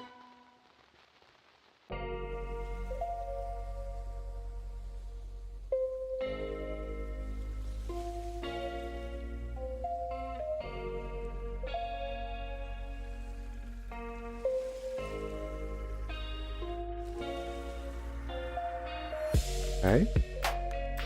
And now we do the same thing that we did over here, but for this darker area.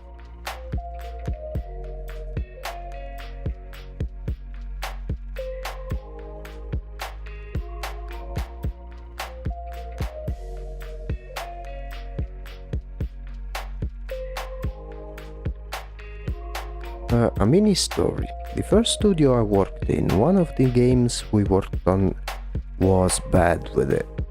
One of our testers had undiagnosed epilepsy, and well, you can imagine what happened.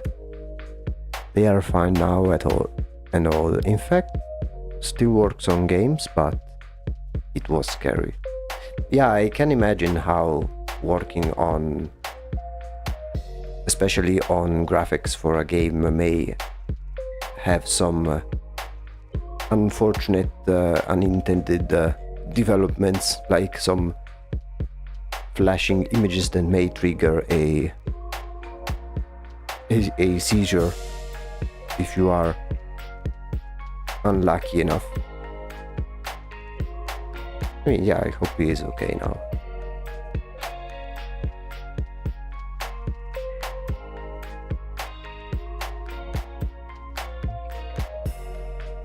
With a multiply effect.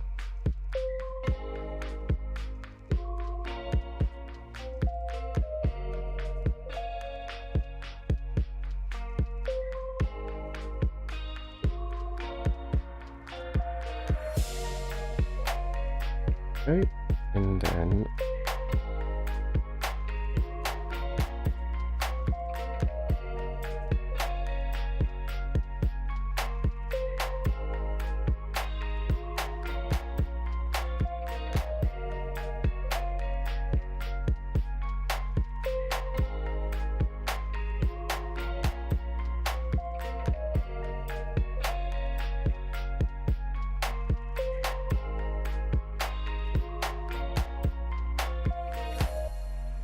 there we go. Not to bring down a mood or anything. Oh, no, you didn't bring down any mood at all. Just, it was just a, not really a trivia fact, but it's a curiosity. You didn't bring the mood down at all, don't worry.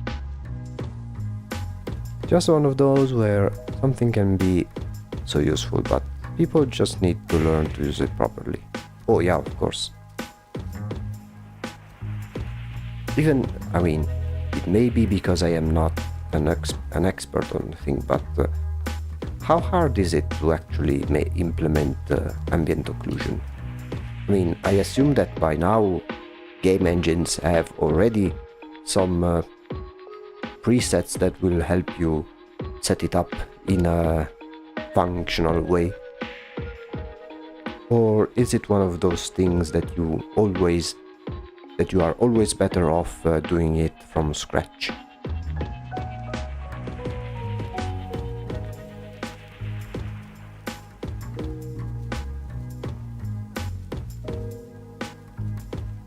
And I mean, then ambient occlusion is not necessarily necessary. Depends also on the art style that you give the video game, but still, like, I assume many game engines already have some sort of ambient occlusion that works pretty fine. Or is it one of those cases where the default presets are so hideous that you are better off just doing it on your own from the beginning?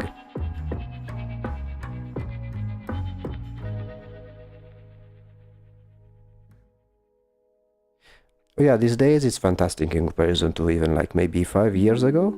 A lot of the time it all depends on the style and type of game. Yeah.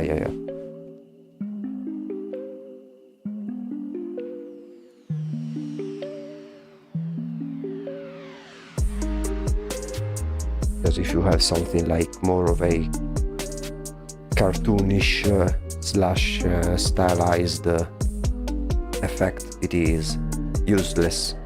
Or even unnecessary to have ambient occlusion. Most engines have a great base to work from. Most of the time it's just tweaking and messing around until you get it perfect. Yeah, fair enough. Here I made a mistake. I stained this area of the arm. Let me quickly fix it. And now let's see how it was. Let's make a quick, very quick comparison of the current progress compared to the beginning of the stream. Before and after. Yeah, this area has received a glow up, I would say.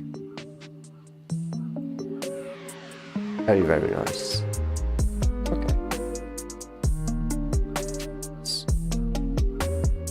Let's switch over to this area.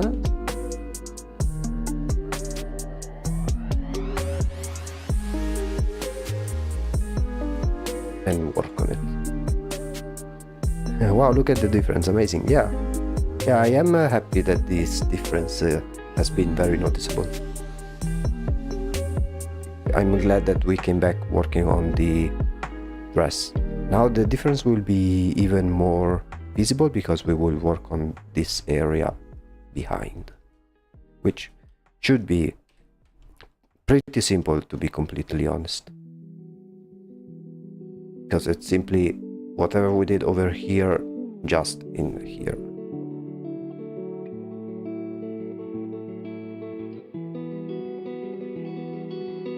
And it's a matter of making the connection as seamless as possible with the front.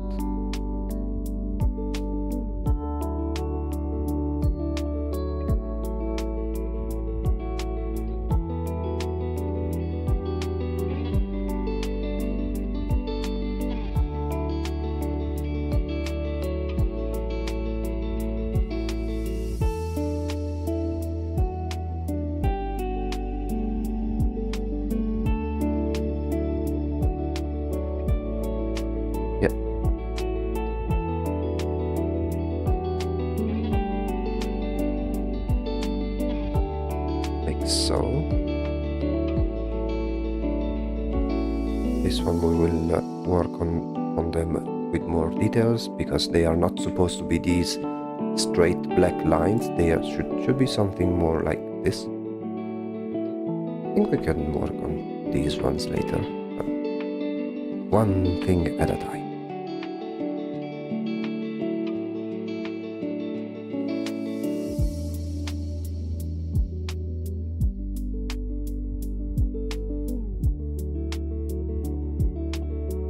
Let me briefly remove these ones and these ones.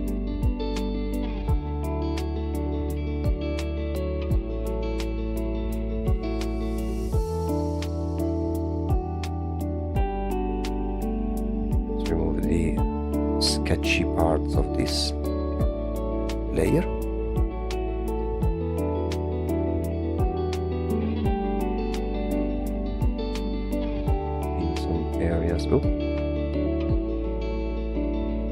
In some areas up, and then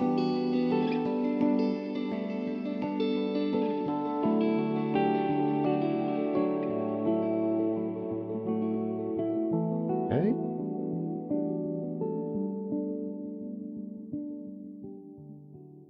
Oh, we do the same thing that we did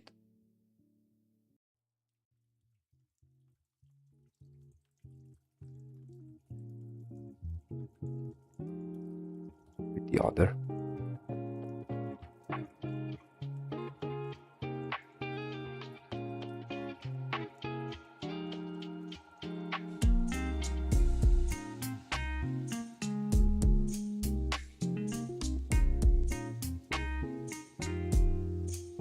Doesn't have to be as detailed as the front, because this one is in the very back, but we will give it justice in one way or another. Then we'll have to see how well it looks compared, like combined with everything else. And let's not forget to make the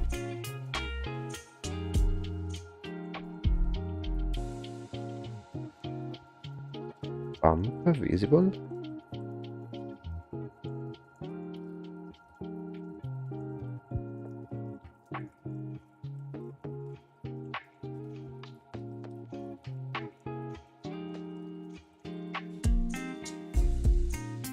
Okay.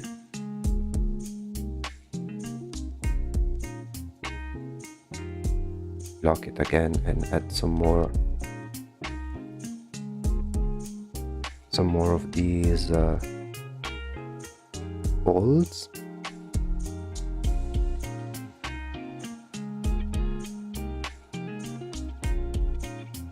Maybe work a little bit more in this area.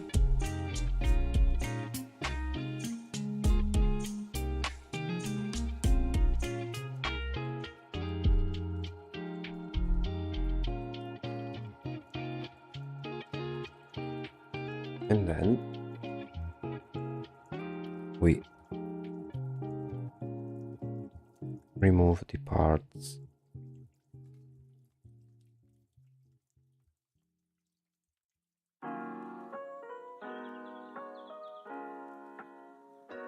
where they are folded inward.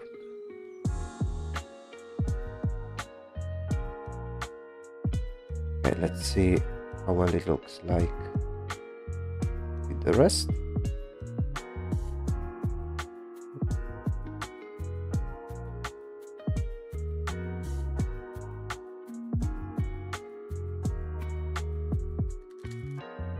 Here I think I need to a little bit more, making it slightly darker in this area.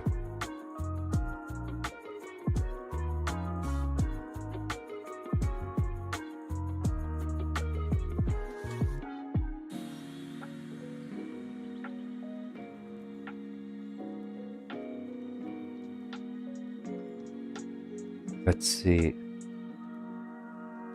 terms of values,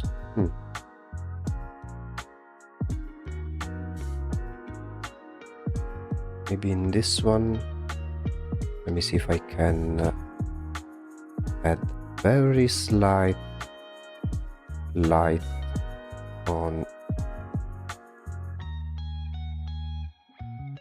here.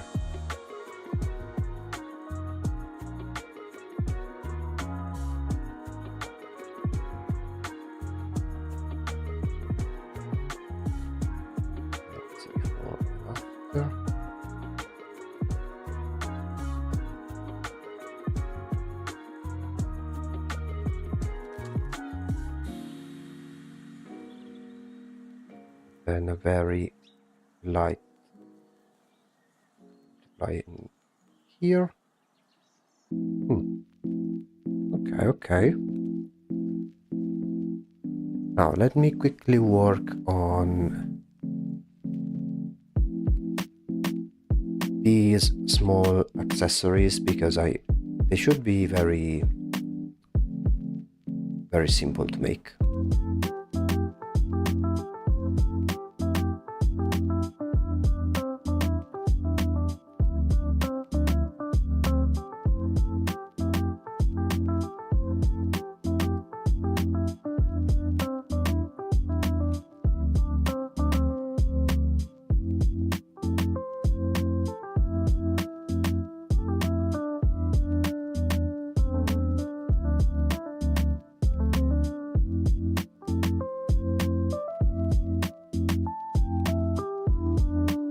They should be something like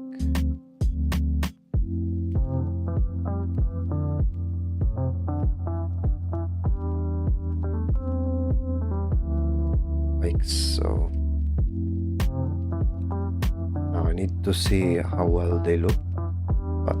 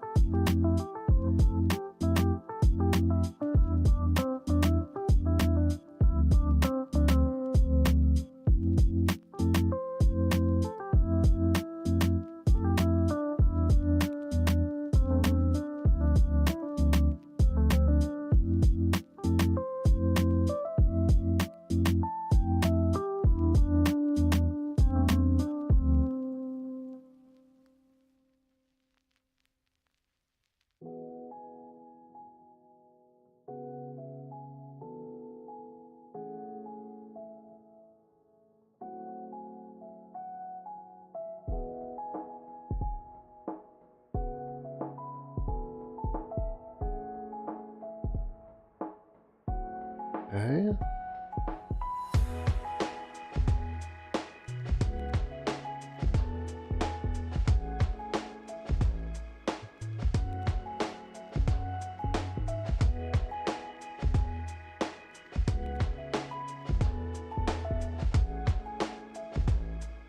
Let me make the other one a bit more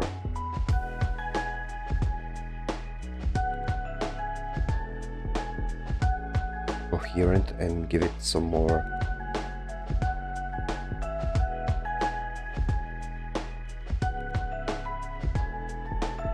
volume.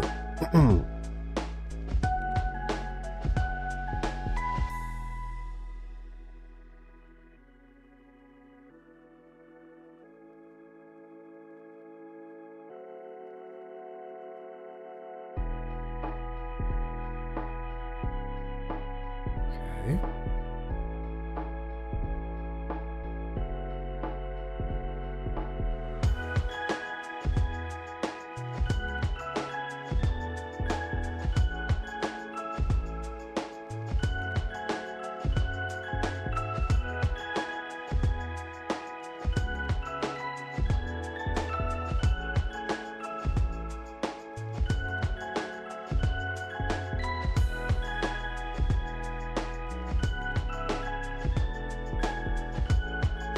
Hmm.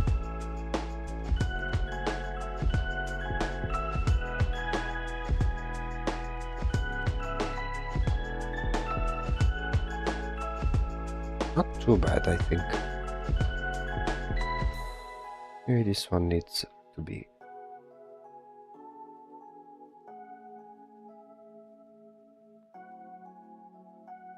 changed a little bit, especially this area.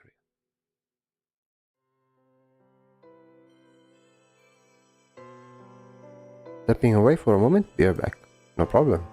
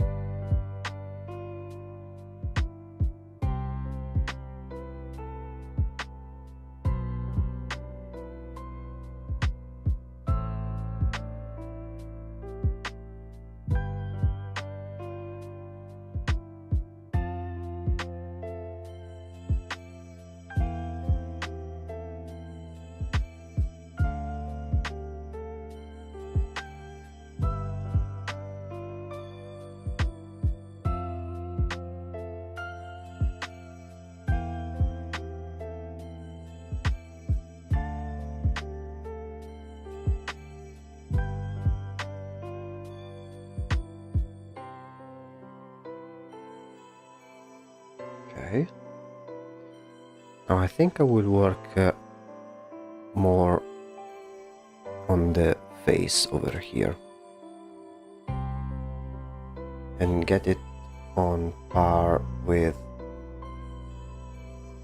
the same level of shading of this one over here.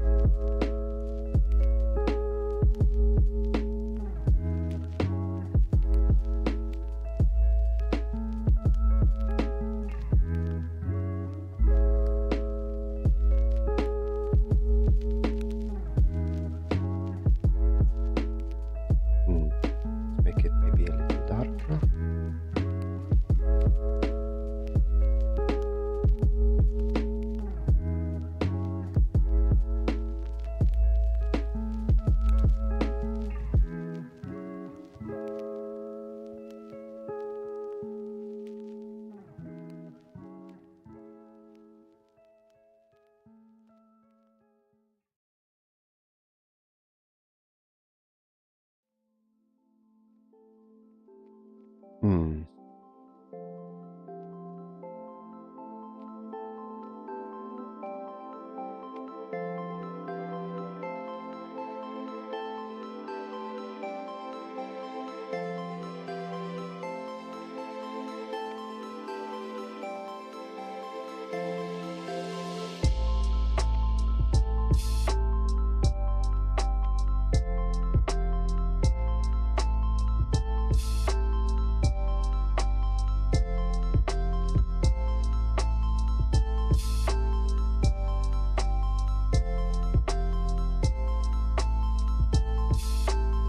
Nose.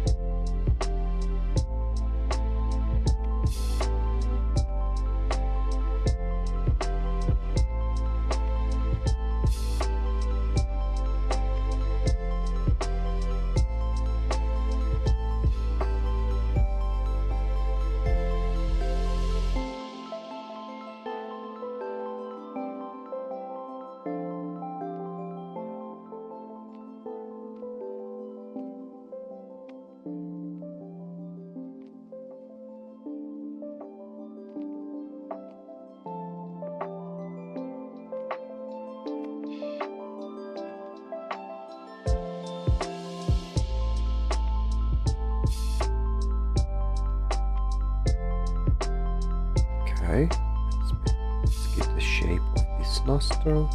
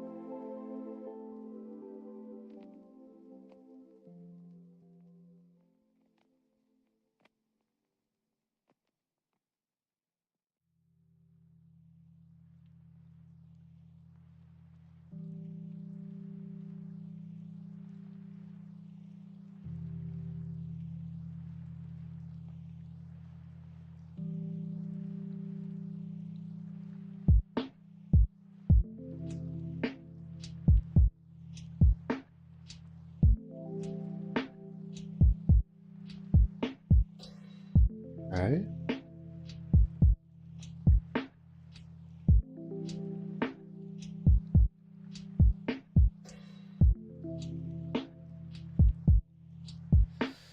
And then for the lips, I'm unsure on what color specifically to make those lips.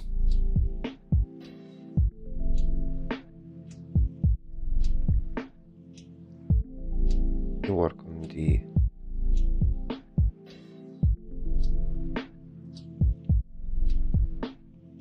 eyes a little bit.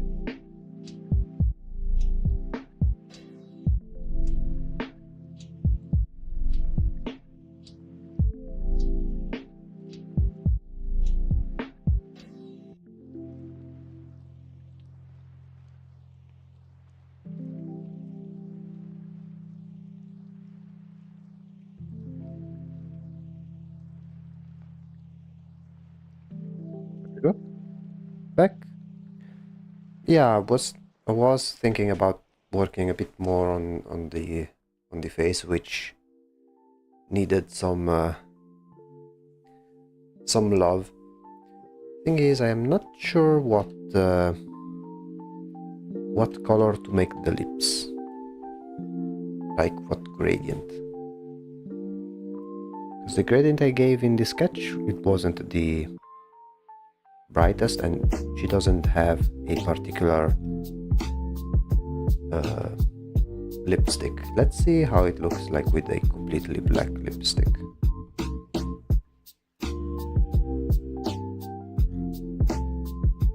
Because if I add lipstick, it should work both ways, so both on the top and the bottom. But I kinda like this effect it has, so I will try maybe and work on that one.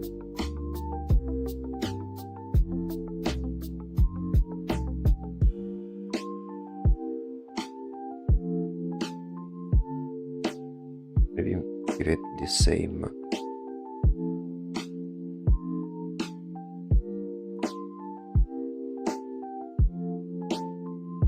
Let's see.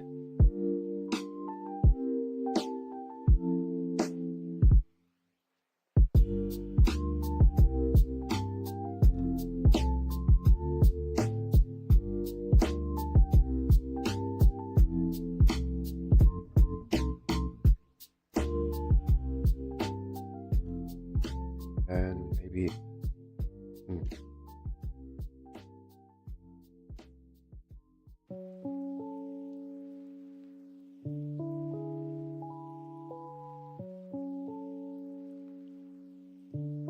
let me try with a brighter, like with a more with a harsher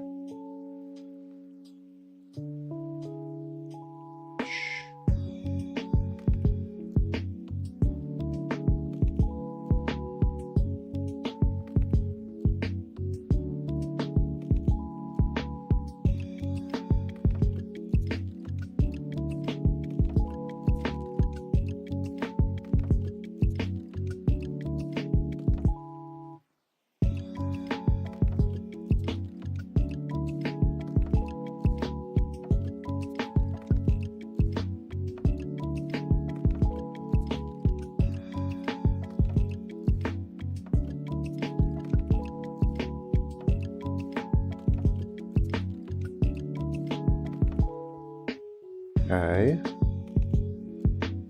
kinda. I think we are getting somewhere.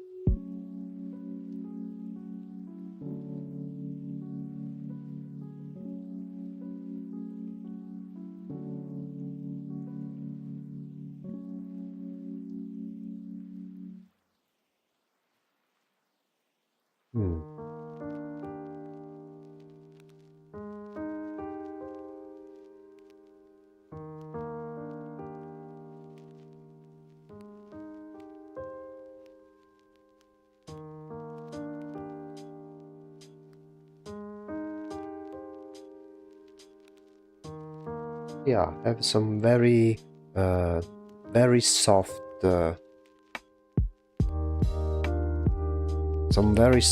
lipstick that kind of blends in with the color of the original lips.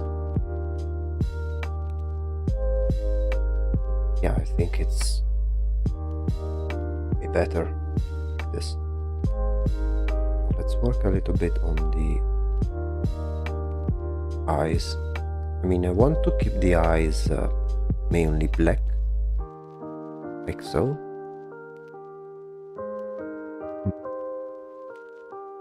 I want to keep the eyes black, but maybe add some slight mention of an iris.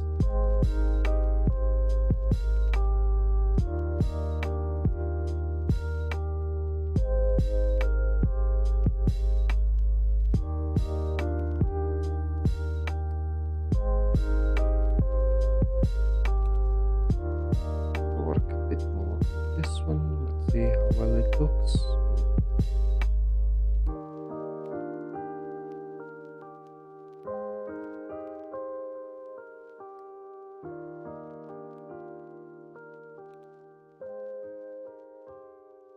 Because I've been trying to remove as much of the sketch as possible, like all of those nasty black lines, and instead make them colored.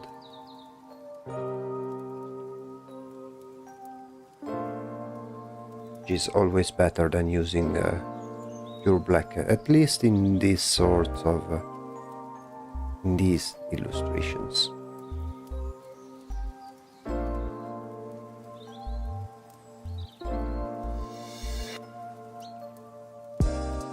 Let's save.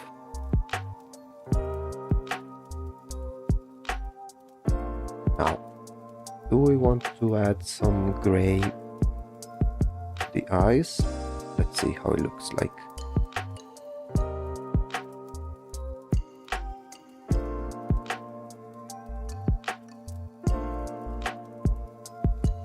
Maybe with a slight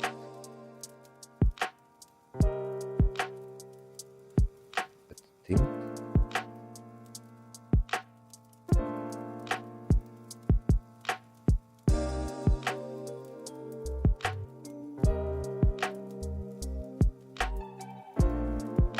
Okay.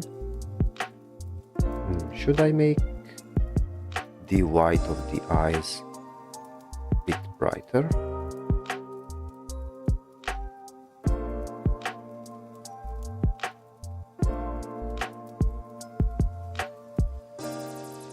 Maybe. Let's see.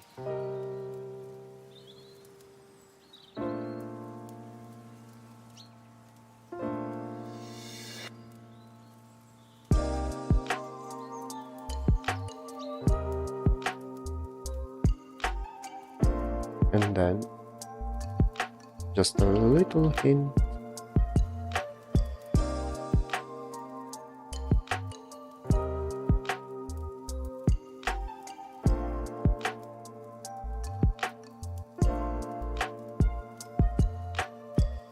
Before and after.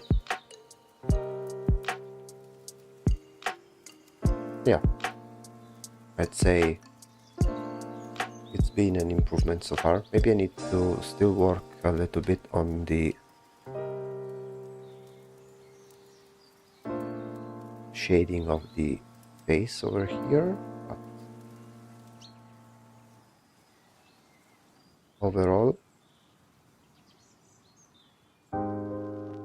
it's coming along pretty well.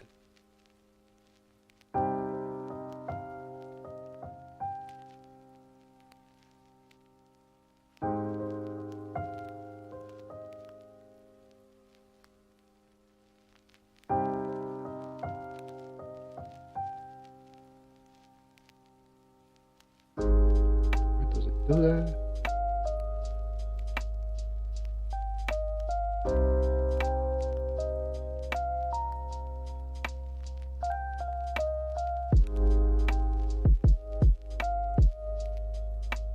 Second.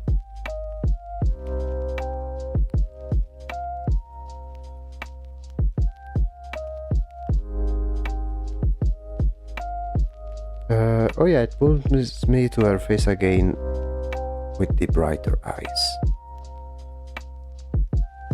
Yeah, basically. Why does it do this weird thing? I am not sure.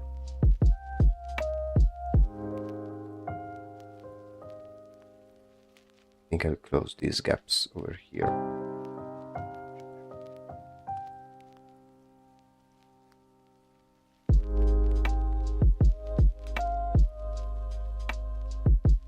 Oh gee, we have one bot from okay, let me quickly ban this guy. Ban. There we go. Yeah, unfortunately on Twitch, basically if I get a message, more often than not, it's one of those bot websites like free viewers.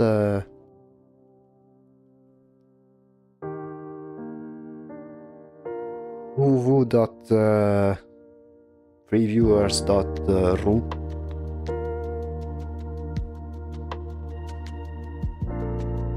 Yeah.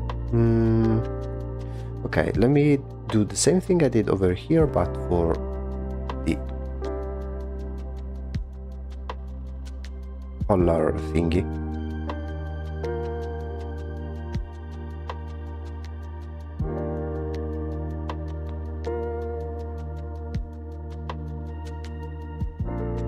Grab my reference again.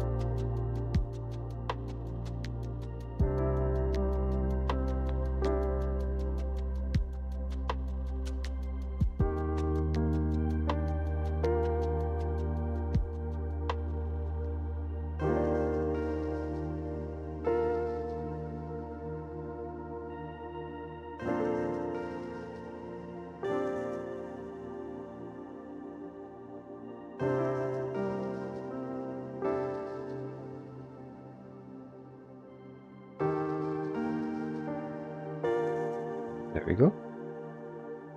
They are such a nuisance. I don't know why more things haven't been set up specifically to prevent them. I mean, technically, I do have some tools, like they should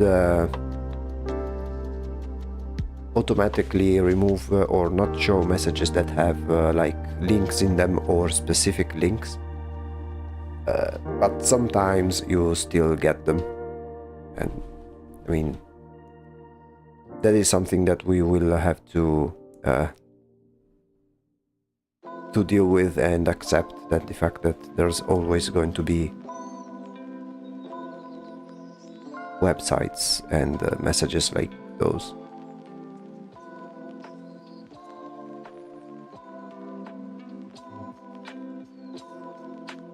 Let me quickly remove these.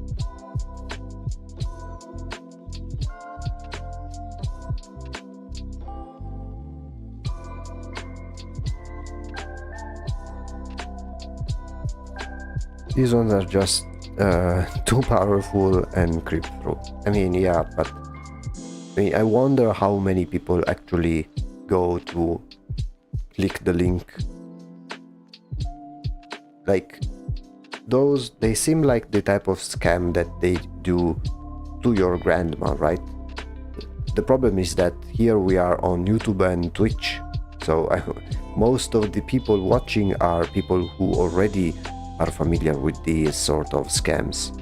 So I really have no idea what they hope to achieve using these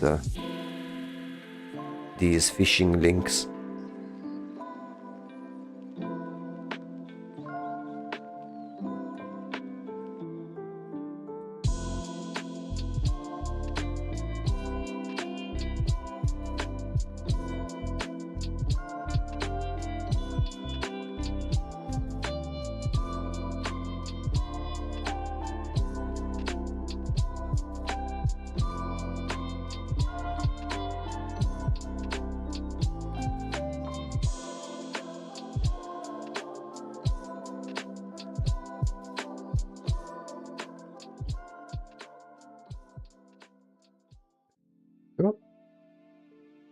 Sometimes all it takes is an accidental click.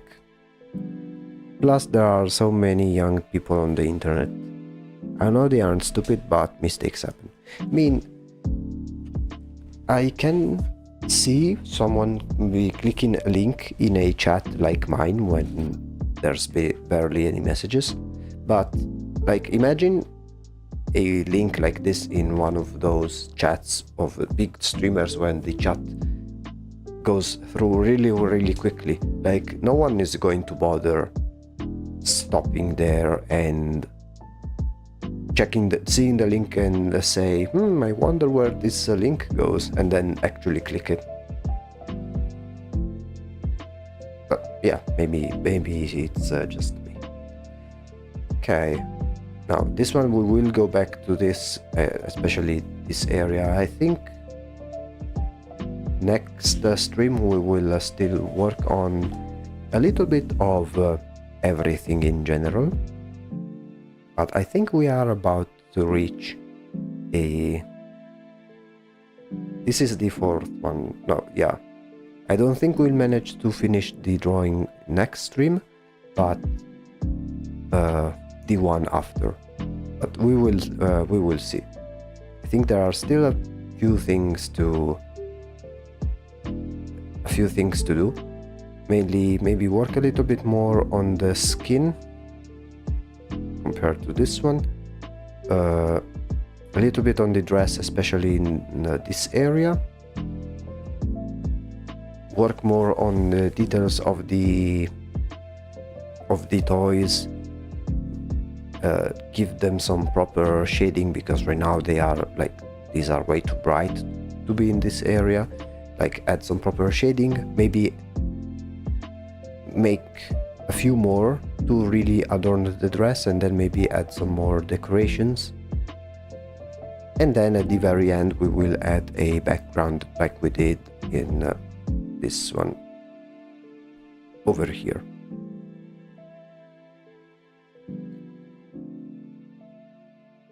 You really hit so much today though. Less distractions of stories this time.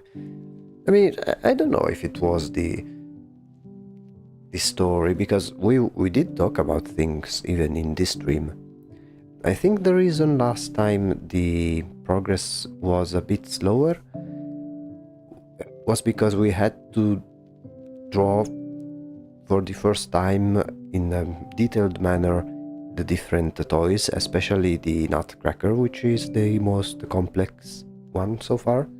So we did take some time in trying to establish the design, because if you think about it, I forgot to add the beard to some of these toys now that I am looking at them. Let me fix that right away. But so you might have noticed that the other ones, we made them relatively quickly compared to the very first one. So that time in which we took a lot of longer than usual was because we had to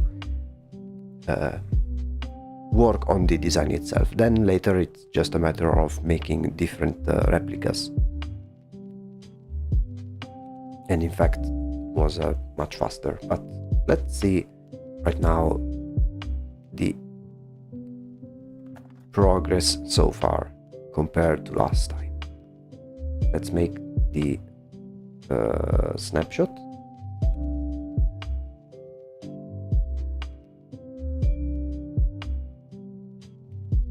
Before and after. I would say that the changes have been pretty significant, I would say. Really happy with how it's turning out. So what I'm saying is, we can distract you as much as we want. I mean, you call it distraction, I call it engagement. And for me, engagement is always well accepted. So, really happy with how it's turning out so far. There's still a lot to do, but it is shaping up to be a great piece overall.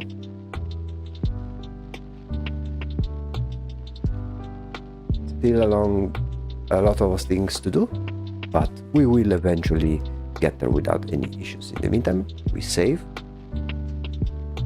and make it a smart object, and we will end it here for today. So let me check the volumes real quick. I think it should be all good. There we go. So today we made much more progress compared to last time. Very happy with how it's turning out. And yeah, we'll simply continue working and see where it brings us. I think that we will manage to finish the drawing within 2 more streams, but I'm not entirely sure. If we manage, I think that if we manage to finish it in 2 streams, I think in the second stream we will finish it like maybe halfway through, because I don't think the background will be that much of a problem. It will be very similar to the one of the other sister. But we will see. If we manage to finish within the time, like using the entirety of the time of the stream, that's one thing. If we have some time left over, we may dedicate it to showcase some games. I don't know. Tomorrow we'll meet each other at 3 p.m.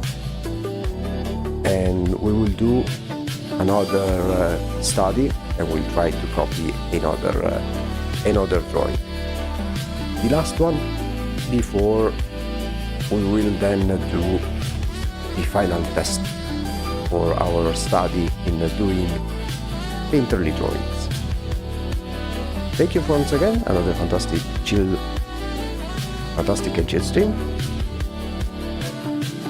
Buonanotte, see you next stream.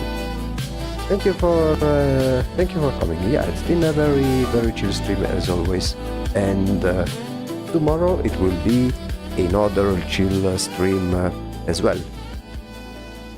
Very eager to see the progress that we will make.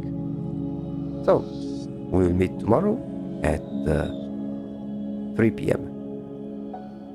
A big thank you to those who joined today, and for those who are interested, as always, in the description we have the link to our Discord server if you want to know whenever I post new content or go online, and if you want to talk about any different things to me or to other people on the community outside of the stream. Having said that, this has been the Void Executive, and I will see you in the next company meeting. See you tomorrow.